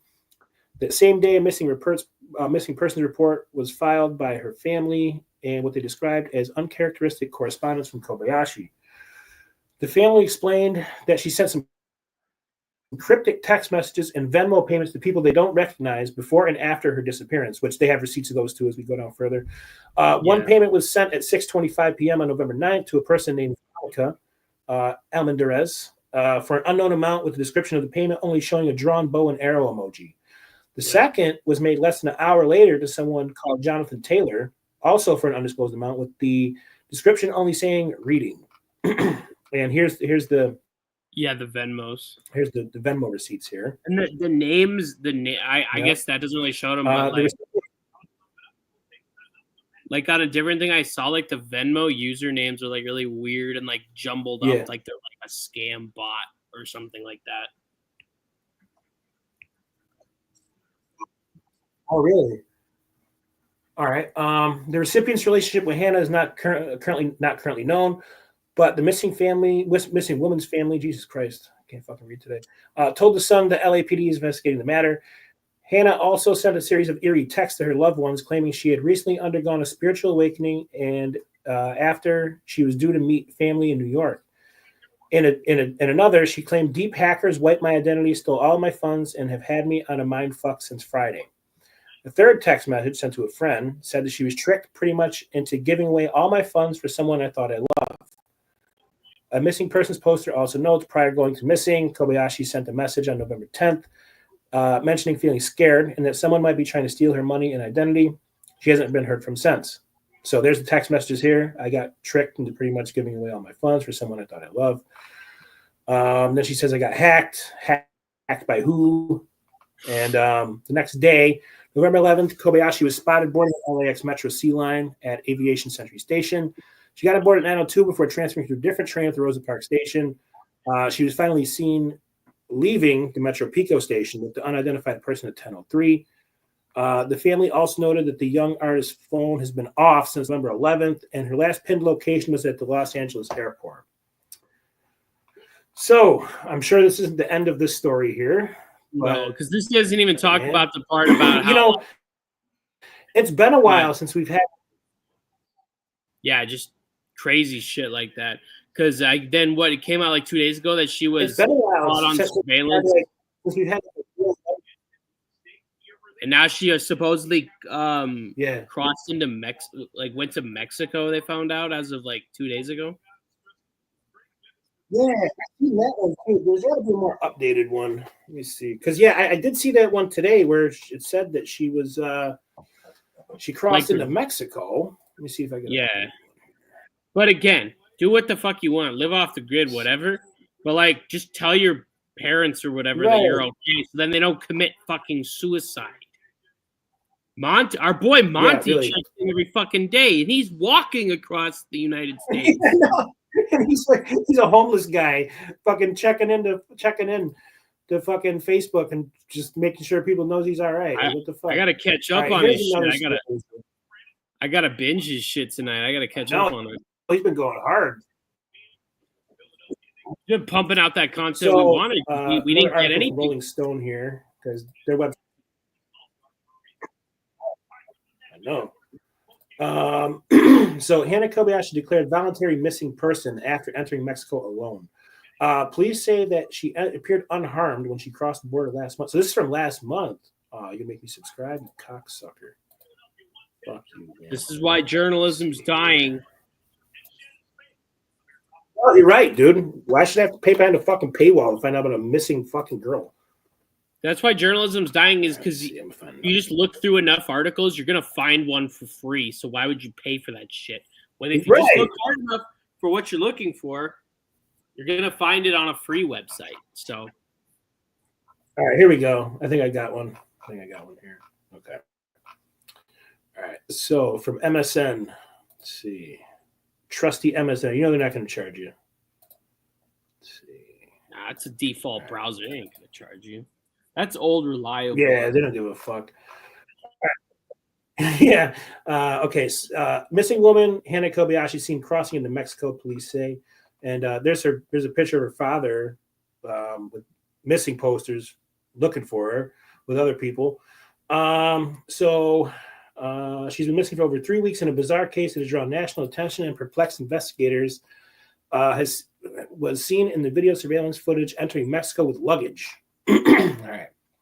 Footage from U.S. Customs and Border Protection reviewed by investigators Sunday showed Kobayashi crossing the U.S.-Mexico border alone and on foot. Usually it's the other way around. People from Mexico trying to get in here. The department will not continue its investigation into Mexico, but will be notified if she returns to the U.S., said the statement in the statement. Her disappearance will continue to be considered a missing person case until her safety is confirmed. To date, the investigation has not uncovered any evidence that Kobayashi is being trafficked or is the victim of foul play. She's also not the suspect in any criminal activity. Additionally, investigators noted that before departing Maui, Kobayashi expressed a desire to step away from minor connectivity. So yeah, that's the one that I seen earlier, and I was telling you, like, I get that because I say it all the time. Like, I feel like they were too connected. Technology is too, it's too much sometimes. Yeah. But this is not how you go about it, man. Let's see. Kobayashi's case has been the source of national intrigue over the past month, particularly after her father, Brian Kobayashi, was found dead and went to L.A. County medical examiner ruled a suicide after he traveled to Los Angeles, spent 13 days looking for her. Hannah Kobayashi, an early career photographer from Maui, told a family member that she was traveling to New York for a paid photography assignment, a goal her aunt said she had been working toward for the past 5 years. Then it pretty much gets into everything that we already covered. So let's see. Before the Monday announcement, Kobayashi was understood to have last been seen on November 11th in closed-circuit TV footage at the Crypto.com arena in downtown LA, where family members said she did not appear to be alone. And then the strange text messages that we went over. In Monday's statement, the LAPD urged Kobayashi to contact authorities or the U.S. Embassy in Mexico so officials can confirm her well-being. Like, yeah, do something here, because we're not me, but I'm just saying we as a country are wasting a lot of resources on you, bitch. Like, yeah, right. What the fuck is fucking call somebody. Well, I mean, who knows? She might be doing drugs or like be in some weird fucking manic state, where like. But then again, if you're fucking well enough to board planes and board trains and do all this shit, obviously you're well enough to fucking text somebody or call somebody. So it's just weird. Like, we're wasting valuable resources of law enforcement. You killed your fucking dad, and you can't even text someone and just say, hey, I want to go off the grid. I'll check in with you once a fucking month. And look, I mean, look at her life. She was a spy. It's not like, I don't know her life, but it just seems like it's not like someone who came from some fucking abusive house or something like that. You lived in fucking Hawaii. Right. And I mean, being a photographer, I can't think of a better place to be than Hawaii to make that happen. Yeah. Like you got all the material and resources and source that you need. I mean, you live on a fucking beautiful fucking island. Yeah. So, I mean, I get where she's coming from to where like you want to make a career out of it and shit like that, and you get a traveling fucking gig or whatever. That's cool, dude. But this shit has spiraled into something that it shouldn't be. Yeah, it's been going on for a month. It's been going on for it's been a month now. Yeah, and she has to know that her dad's dead. I mean, yeah, there's no way. I mean, unless she like, I mean, she has to have her phone. I would think, like, or she's seen the fucking news or something. I mean, not for nothing. Like, if I'm sitting here at work and I get pop-up notifications about you, I know that you're getting the same fucking pop-up notifications on your phone too. Yeah. You know what I mean? Like, what the fuck? What a crazy fucking story, man. Absolutely nuts. Let's get into something more lighthearted for the holiday season before we finish off with something else here. But we are going to do a real nonsense Christmas party, and you're all invited. Yeah, you're all invited. You have to RSVP, and Christmas sweaters are required. Yes, that's the ticket entry. That's December 17th. We don't even have to wand you. We don't even have to wand you down. That's just the ticket of entry. Yeah, right. So come down, have a decent time with us. We'll have many guests. We'll toast some eggnog. Yeah, absolutely. Out of the moose glass, like in the Christmas vacation. Yeah, Quincy will pop in. I saw those at like fucking Ross or some shit one time. Quincy will pop in with a lucha mask or something. Yeah, it should be a Nakamura mask or a Super Dragon. So save the date, everybody. 2 weeks from now. So not next Tuesday, the following Tuesday. Yeah. Real Nonsense Christmas party. Come pop in and have some fun. You can message us, letting us know you want to be on, so we can get like a decent head count. Because if possible, we want to have like 10 people on, like all at the same time. Yeah, absolutely. So as far as I know, we already got a few that want to hang out and stuff. So definitely just let us know. I see that there's 34 of you watching, with the majority of our audience on Twitter. So we won't call anyone. We won't call any little kids fat like Drewski. Yeah. We won't get canceled from the dinner, dude. I promise. So I think the last thing we didn't go over was the South Korea thing, which I was paying like half attention to at work because I was busy. Yeah. But what happened? I don't exactly know. Like, well, obviously I know it happened, but I don't know like the why and shit. So this would be interesting for me because like I want to see exactly what caused this and like why they backed down so quickly. It's like, the president did whatever he is, the president or prime minister, whatever the fuck he is, declared fucking martial law. And then Congress or whatever they have over there was like, they're like they voted 190. NVM, never mind. Yeah. All right, let's see what happened here. Martial law reversed in South Korea after president's surprise decree sent shockwave. Well, yeah, dude. I would fucking say so. South Korean President Yoon Suk Yeol cabinet has reversed a martial law order in the country just hours after he issued the surprise decree that plunged Seoul into political uncertainty and sparked fierce backlash from lawmakers across the political spectrum. The cabinet decision came after Yoon backtracked on his short-lived decree in the early hours of Wednesday local time and withdrew the troops deployed to carry out the order. South Korean lawmakers who had scrambled earlier in the night to block the martial law order with a parliamentary vote are now calling for resignations. The opposition Democratic Party says it will begin impeachment proceedings against Yoon if he doesn't step down immediately. We will not sit idly by and watch President Yoon's crime of destroying the Constitution and trampling on democracy, the party said. President Yoon should immediately resign voluntarily. While the leader of Yoon's ruling People's Power Party, well, you might want to change that name, buddy, because the people don't have the fucking power if you're declaring martial law on them, dude. Han Dong-un. Yeah. Apologized to the public in a statement to reporters Wednesday morning and called for the country's defense minister to be fired. The president must directly and thoroughly explain this tragic situation. The Minister of Defense, who recommended this martial law, should be immediately dismissed, and all those responsible must be held strictly accountable. The last time a South Korean president declared martial law was in 1980 during a nationwide uprising led by students and labor unions. He declared martial law in a surprise late-night address on Tuesday, revving memories of a more painful authoritarian past as troops attempted to enter the main hall of the National Assembly and people against the measure gathered outside following his announcement. The president accused the main opposition party of sympathizing with North Korea and anti-state activities, citing a motion by the opposition Democratic Party, which has a majority in parliament, to impeach top prosecutors and reject the government budget proposal.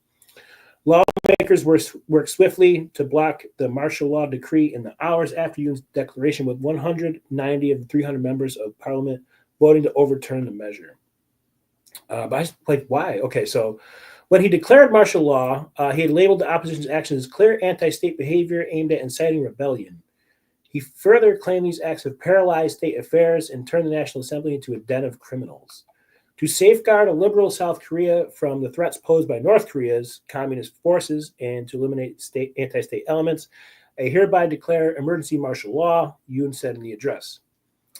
He described martial law as a necessary measure to eradicate the shameless pro-North anti-state forces, justifying the decision as essential to protect the freedoms and safety of the people, ensure the country's sustainability, and pass on a stable nation to future generations. And here's a photo of some of tear the gas or some shit. Yeah, Jesus. Let's see. Soldiers advanced in the main building. It doesn't say. While Yoon did not clarify what specific measures would be taken, Yonhap reported, citing the full military decree, which bans all political and parliamentary activities and allows arrest without a warrant. The decree also prohibits denying free democracy or attempting a subversion, and outlaws fake news and manipulating public opinion.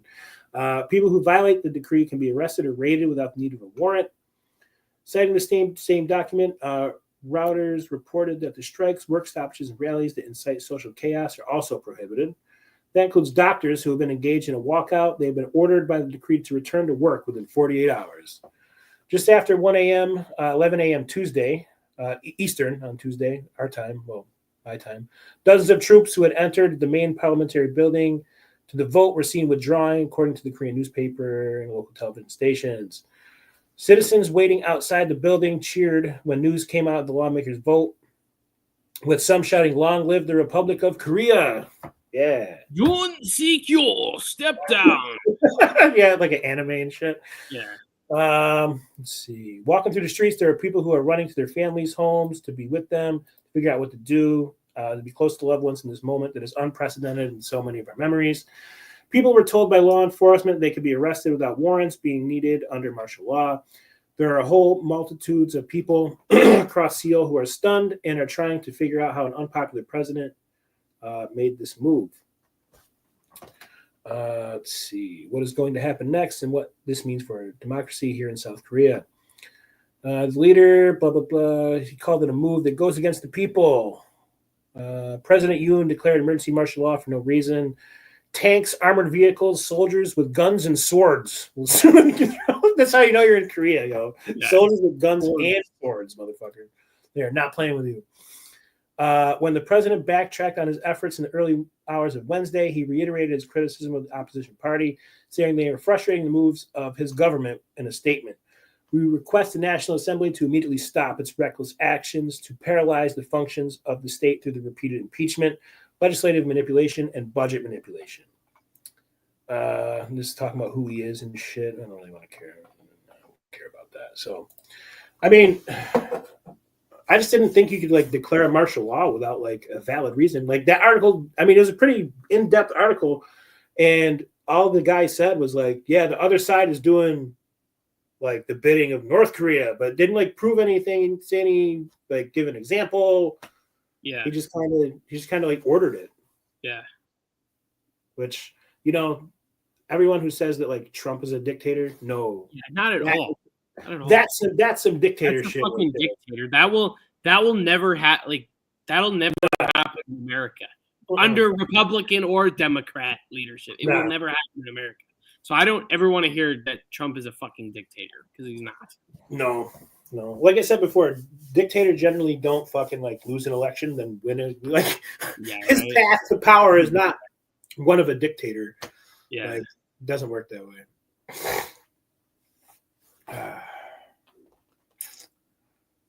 But Syracuse got whooped. They got beat down real quickly.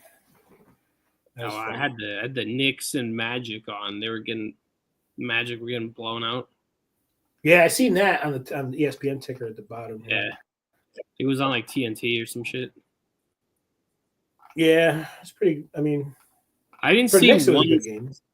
I didn't see 1 second of the Monday night game last night. It was Broncos and who? Like I usually see some of it. Broncos and Browns. It was really. I mean, it was entertaining as fuck. Lots of big plays. It was a shootout. Yeah, I think it was like 41-36 was the Broncos. Jerry Jeudy went off for like 265 yards and 2 touchdowns. So who we got? Oh, just came across the picture too. You guys got you got someone that's like halfway decent, I think. Yeah. We still got to play all our division at least one more time. Oh, we got Falcons. Kirk Cousins coming home.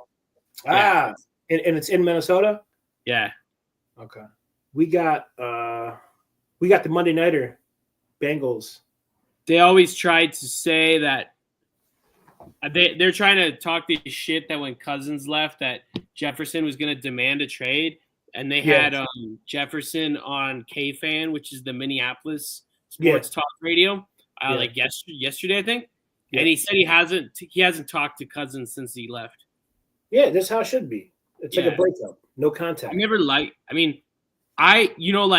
can 100% get behind Sam Darnold. Yeah. I 100% got behind fucking Case Keenum. Yeah. Sam Bradford, all those dudes. I never I wanted us to win, but I never was a fan of Kirk Cousins. I just didn't like him as a person. He just was fake. He was just good enough to win you games, not do shit else. And he got the bag, so he didn't have to prove himself. Sam Darnold, this could have been his last fucking chance to even have a job in the NFL. Yeah. And he's fucking killing it. And I assume some team's gonna fucking overpay him next year. I'm assuming Tennessee or the Raiders or somebody. Someone will. But yeah, I never liked Kirk Cousins. I never did, but he was just on my team, Yeah, right. Did you ever when you were watching him play, did you ever feel that you were the game was always in danger? It wasn't safe? A lot of the time, yeah, because he just you would watch it. Well, I mean, except for a few times when we beat the Saints in the playoffs and stuff. But you would just watch him, and to me, just watching, from a fan standpoint, you would just watch him, and it's these all-time greats like Aaron Rodgers, maybe not right now at the tail end of his career, but these all-time greats like Brady, Rodgers, Breeze, Favre just had that fucking it factor. Yeah, right. Yeah. Tell him I'm coming. You ain't gonna fucking I ain't this shit ain't over till it's over. When there was 2 minutes left and it was our drive, and I never saw that in Kirk Cousins. I see it in fucking Sam Darnold right now. Yeah. I never saw that that fucking just that separates you from the rest that you see in Brady. That killer instinct, man. Or Breeze or Favre, just fucking lay it all out there. I saw this happy-go-lucky guy who could win games, who brought us to the playoffs twice. Yeah. Twice? Yeah, twice. Yeah, and won us one playoff game. I didn't see a guy with a fucking killer instinct. And hey, look at Atlanta. They're 500. They might make the playoffs, and they're in this shitty division. But they haven't won a game since they beat us. Yeah, they were they're 500, I think, right? I think they're maybe 1 under. I think they're 5-6. Yeah, I think they're 1 under. Yeah. And they were talking all this shit about Kirk Cousins at the beginning of the year about how fucking great he was. And about how he's all the fucking Atlanta was missing. That was their missing piece. Yeah. Not even 500. And we have a guy who was a fucking backup last year, and he's playing a fucking all-pro. Well, the good thing about how Darnold's playing is that he's doing what you're supposed to do. You play good against the good teams, and you play just good enough against the bad team. You know what I mean? optimally, you want it to be like I kill the bad teams and I'm good against. Yeah, he kills it. He kills it against Green Bay, Right. against the Jets before we realized they were shit. Right. 49ers. I mean, the 49ers have skidded a little bit this year, but they were in the Super Bowl last year. Played great against the 49ers. Last week against who did we play last week? Skipping my mind. Oh, Cardinals. Yeah. Okay. Yeah. They're like tied for first in their division. So, and then we play Jacksonville with backup Mac Jones, and we can barely score twice. Yeah. Let me go ahead and throw this shit up on here. Let's see. We lost to Detroit and we lost to LA. So, but we lost both of those games fucking barely. We lost to Detroit by 1 point, I believe. But the LA one was kind of out of reach on Thursday Night Football. Yeah, I'd agree with that. I'm just gonna throw this up here because we have 40 people watching now. So, and I saw something. It was like 2 years ago. When the Bears named like their new GM, he said some quote like, "We're gonna take the NFC North and we're never gonna give it back." And they've been like 14-30 since he said that or some shit. If anybody's a poverty franchise, it's the fucking right. I mean, they have those years with, and it sucks because they're like an original team, dude. Like Green Bay, the Jets, like the Dolphins, I mean, they have those years with Jay Cutler, but they didn't do anything back then, And then they had Trubisky, and he was horrible, and I feel like Jay Cutler wasn't respected for what he did in that fucking place. Yeah. They were a contender basically every year with him. Yep, I agree. And, the Lions were horrible for years, and now they're... Dude, Thursday night game's going to be sick. Yeah, it's Lions, a good one. Packers. Yeah, Packers. Well, Packers at Lions, but because they already beat them in Green Bay once this year. But yeah, it's going to be a good one. For once. I mean, I didn't even watch... What was last week's Thursday night game? I was watching. No, last week was Falcons and Saints or some shit. Well, Thanksgiving was the fucking. Oh yeah. So they didn't have one. So they actually had the Black Friday one, Chiefs and Raiders. Yeah. Which I was at work, so I didn't see any of that. I had watching that one, and I remember last year, when I was on TikTok a lot. One of the reasons I got off of TikTok, why I really don't go on anymore, is because they were starting to piss me off with those NFL's rigged bullshit. But now it's getting hard to fucking defend and be like, no, it's not when you're watching this Chiefs season, dude. Yeah, every little thing always goes their way. Yeah. Again, I'm on the fence about it, but you can just see the agenda behind it. You know what I mean? Yeah.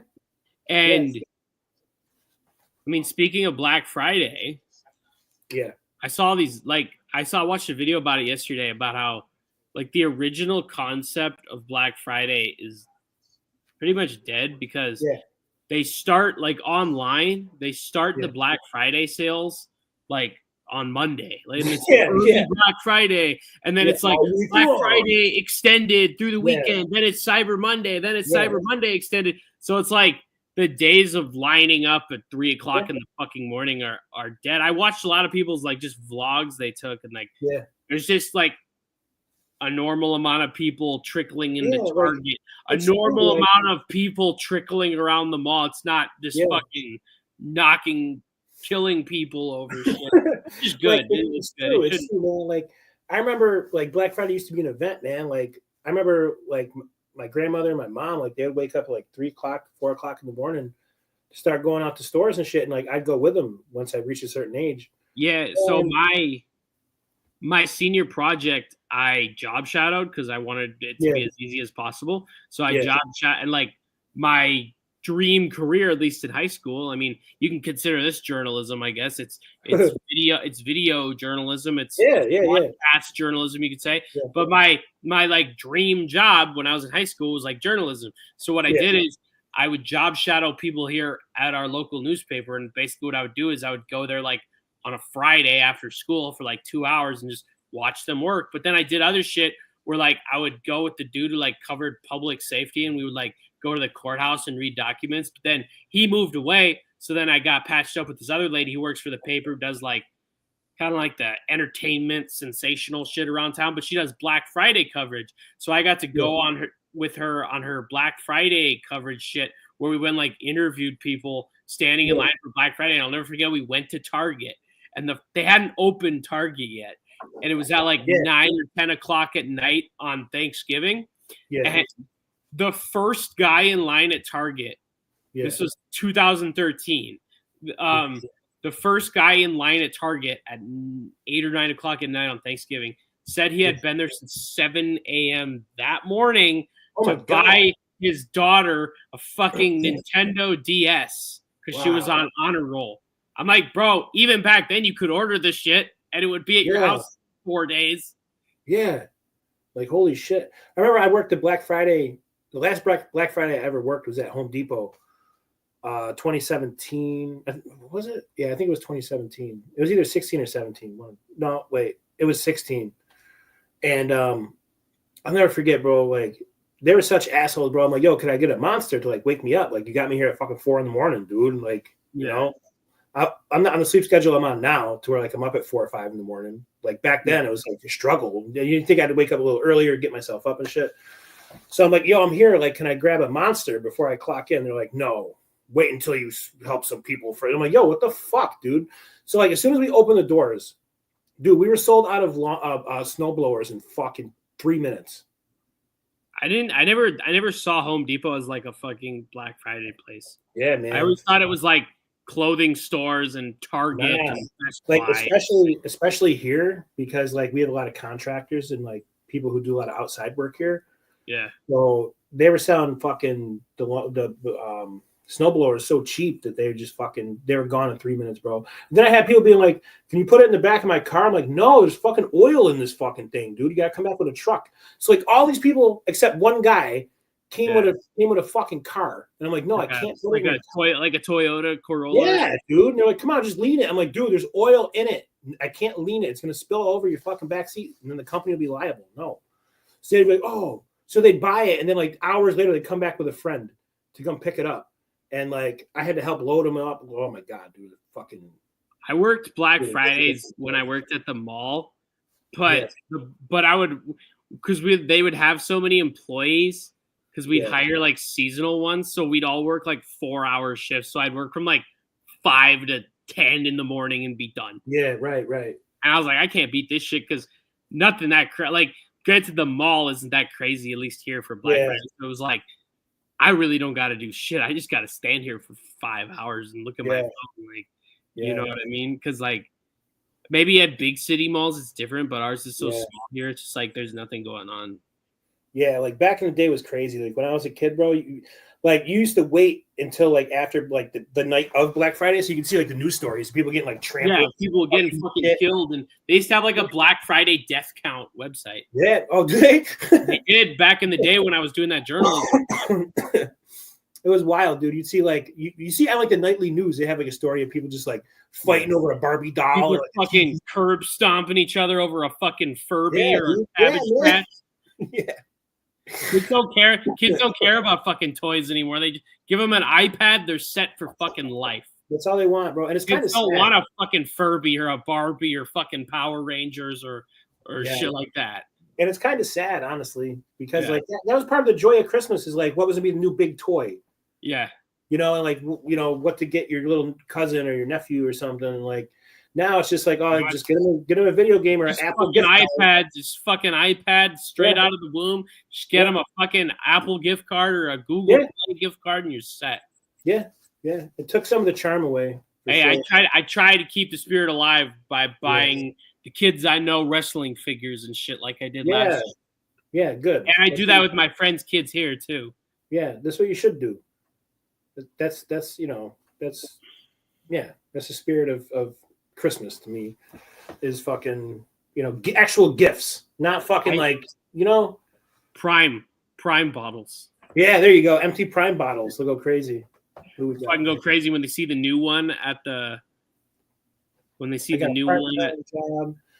Toys R Us back in 2007 to get a Nintendo Wii when you couldn't get them, and the day of Black Friday After I already got in the Wii, I called it and quit that morning. That's professional finessing right there. Yeah, that's some good shit. I miss Toys R Us. They had one here. Oh man, Up until it we used to have closed. we used to have a store called KB Toys. That Yeah, was we had that shit. We had that shit when I lived in Phoenix too. When I was a kid, still playing with toys when I was like 4 or 5 years old. Yeah, there was because Toys R Us was like the big box, big fucking department store basically. Right. KB Toys were small. They were just like in a mall or like in a strip mall or something. Yep. I always all my good wrestling figures from there. I always I like the good example is when you watch like the very first Monday Nitro that was in the Mall of America in Minnesota. Yeah. It's like you see all the stores around it. Like there's like none of them are around anymore. Model train store. There used to be all that cool shit. There used to be like model train stores. There used to be all these toy stores, FYE, all these different stuff. And now all it is like clothes and fragrances and candles, and that's it. And like you go to like different cities and you go to their mall and they have like one or two like cool sports stores, some shit that are like unique to the area. But then everything else is the same. Everything else is just fucking Foot Locker and Finish Line and Lids and Hot Topic and all that shit. Yep. I watch a lot of shit about like the death of the. I actually have a book. Me too, Sully. I miss it too. They have one there? Yeah, that's what he said. We have KB Toys. Miss that place. So do you currently have one or you had one? Yeah, I remember going to the one when I lived in Phoenix. It was like in this. There was another place called like Toy Soldiers or some shit. I remember when I lived in. No, that was a bomb ass movie. Oh, he meant had. They don't have it anymore. Yeah, I think KB went out of business as a whole. Yeah, like I think maybe like, Toys R Us like bought him out or some shit. Yeah, that's what I thought too. Yeah, he just said it's out of business. Yeah, so it's kind of like how GameStop bought out EB Games. Oh, I missed that place too. And they just absorbed it into GameStop and rebranded all the stores as a GameStop. Yeah. I don't know how I don't know. That's a company like I watch another thing like a lot about. It's like I don't know how the fuck they stay in business with basically all gaming being fucking digital now.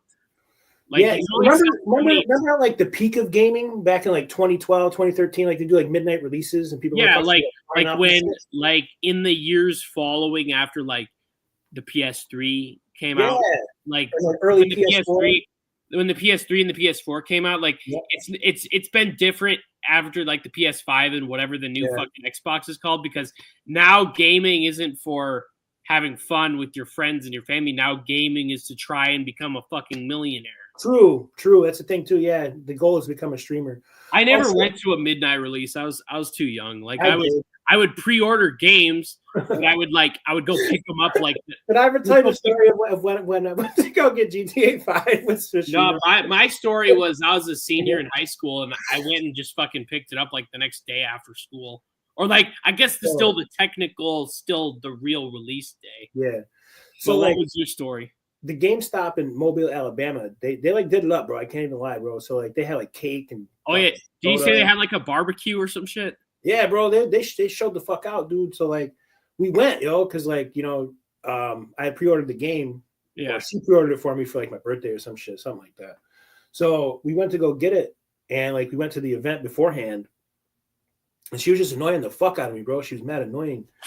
We're like she was just like I don't even understand, because like, bitch, you're an alcoholic, so I know you don't have like social anxiety, you know what I mean? So like she'd be like, go get me a piece of cake, and I'm like, all right, like I didn't mind the first one, go get me. What was the cake shaped like? Was it like a gun or something? No, it was just a regular cake, but it just had like GTA 5 and shit on it, with the date and shit like that. Yeah. It's just a regular cake from like fucking like Walmart down there. It would be from like Winn-Dixie or something, but just a regular supermarket cake.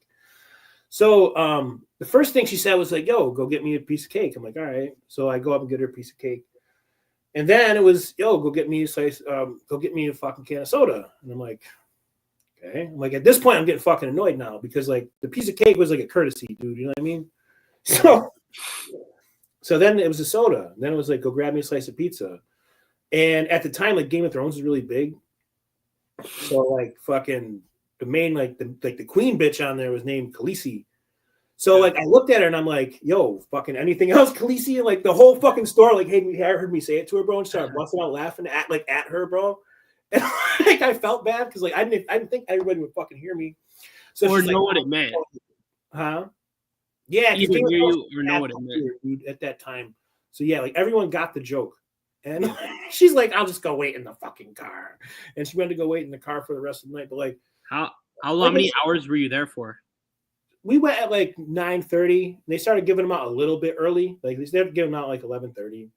So like by the time you got home, it like was midnight because Mobile is a big city. But yeah, I did have one story I want to get into with Sully Mack because me and him were talking about Power Rangers this morning. Yeah. And it all started because I was just thinking about like Zordon, dude, right? And I'm like, yo, I really like the way this dude handles business, dude, right? Like, because like he would just pop on the screen in his little fucking plasma tube and be like, yo, go fuck these dudes up. And they'd be like, all right. Like, they didn't question nothing about Zordon, dude. He just gave him an order and he went and did it, bro. And I'm like, yo, I respect that shit, dude, right? So I'm not sure if me and you were talking at this time. I'm pretty sure we were. But it's when me and Savannah broke up for like the 12th time, but like the first like real one because she had been like here in person. And she had stayed the first time and we broke up afterwards. So there was this Asian chick I worked with at Alorica who she was fucking weird, bro, but she was like kind of cute too. And I was just looking for something to get over, you know, a breakup, you know what I mean? So we were talking a little bit and, you know, I'm flirting with this girl and like all of a sudden, like I wouldn't say it went off the rails, but it went somewhere I didn't really expect it to go. And she's like, yo, I'll come hang out. I'll bring my Power Rangers DVDs. I'm like, what? I'm like, wait a minute. What the fuck are we talking about here? Like Power Rangers, dude? So I'm like, all right, dude, whatever, yo. Bring your fucking Power Rangers box set, dude, right? So she did, dude. And she brought like all of them shits, dude. And I'm like, damn, bitch, you ain't staying this long. Like she brought like a whole stack, bro. Like a fucking like the whole collection, dude. And I'm like, I think she wanted to like show off the collection. I'm like, yo, that's cool as fuck, dude, right? So like she puts in like the first season and her way to like lead into sex, bro, was this. She's like, yo, so she's like, so you know the Green Ranger got into porn, right? And I'm like, I'm looking at this bitch and I'm like, oh my God, bro. Your leading to sex cannot be fucking the Green Ranger, dude, right?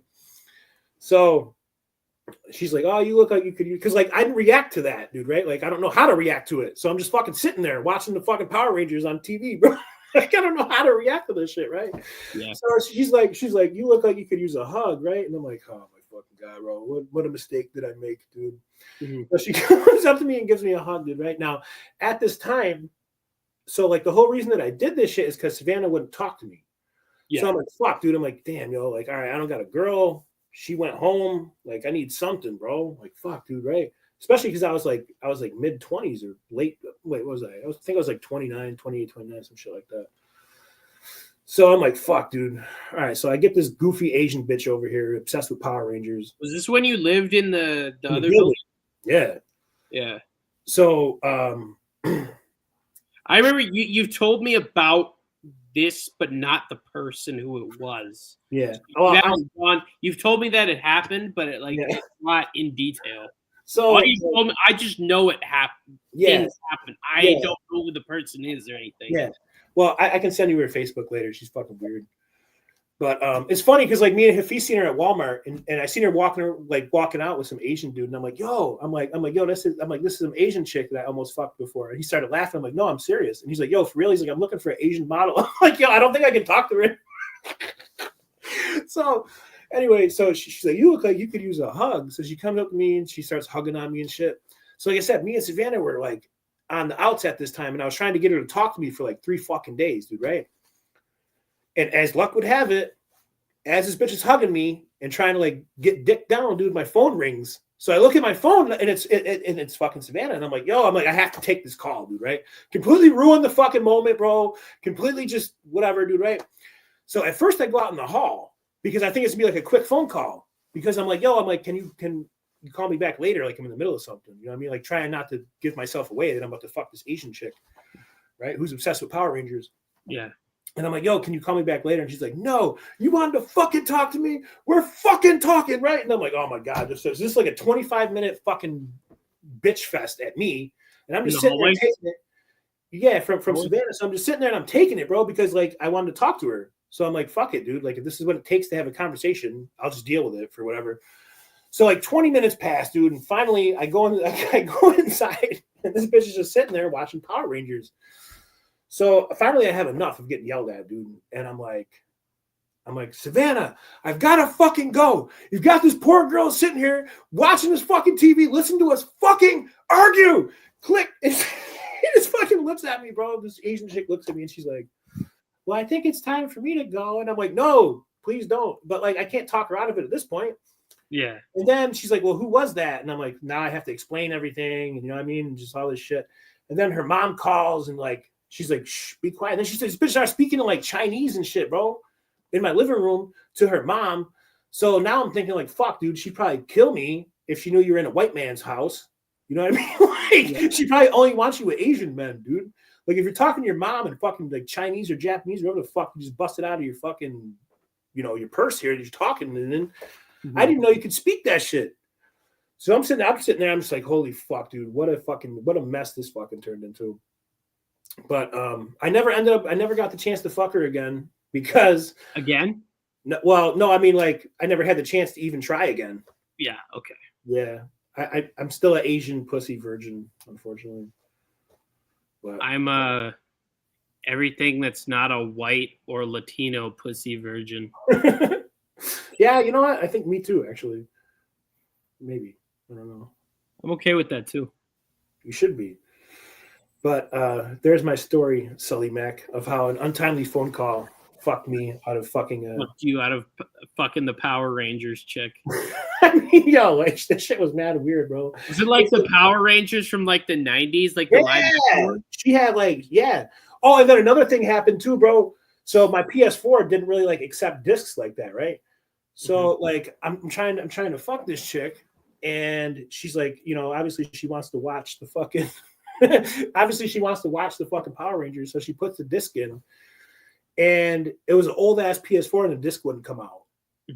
Right, so she starts panicking, dude, like a full on fucking like anxiety attack, dude. Like, you have to get it out. I'm like, yo, I'll get it out, dude. So I'm sitting there like punching my fucking PlayStation, like, right. And I'm like, yo, I play all digital games anyways. This don't matter. Finally, the shit pops out. She's like, that was scary. I never thought I'd get the disc back. I was like, nah, I'd make sure you get the fucking disc back, yo. But yeah, she had a full on freak out over that shit, bro. Sounds like it. Like when I say she brought over the whole collection, dude, it was like the stack from like season 1, like in the 90s, to where they're like flipping around fighting the putty dudes, to like the most recent fucking season, bro. This bitch had everything, and she's like, where do you want to start? And I'm like, yeah. And I'm like, where do you want to start? She's like, where do you want to start? And I'm like, yo, wherever you want to start, dude. I don't fucking care. I'm not really into this shit. Then she put it on, and it like brought back memories of when I was a kid, because the Power Rangers were really big when I was a kid, man. Yeah. I mean, they were to me too. Like I had all the action figures and shit when I was a kid. Yeah, I don't remember watching it that much, though. That's the thing. I just remember having the action figures. I'll never forget one time on Christmas, like the movie came out, like the first Power Rangers movie, right? And I got it for Christmas.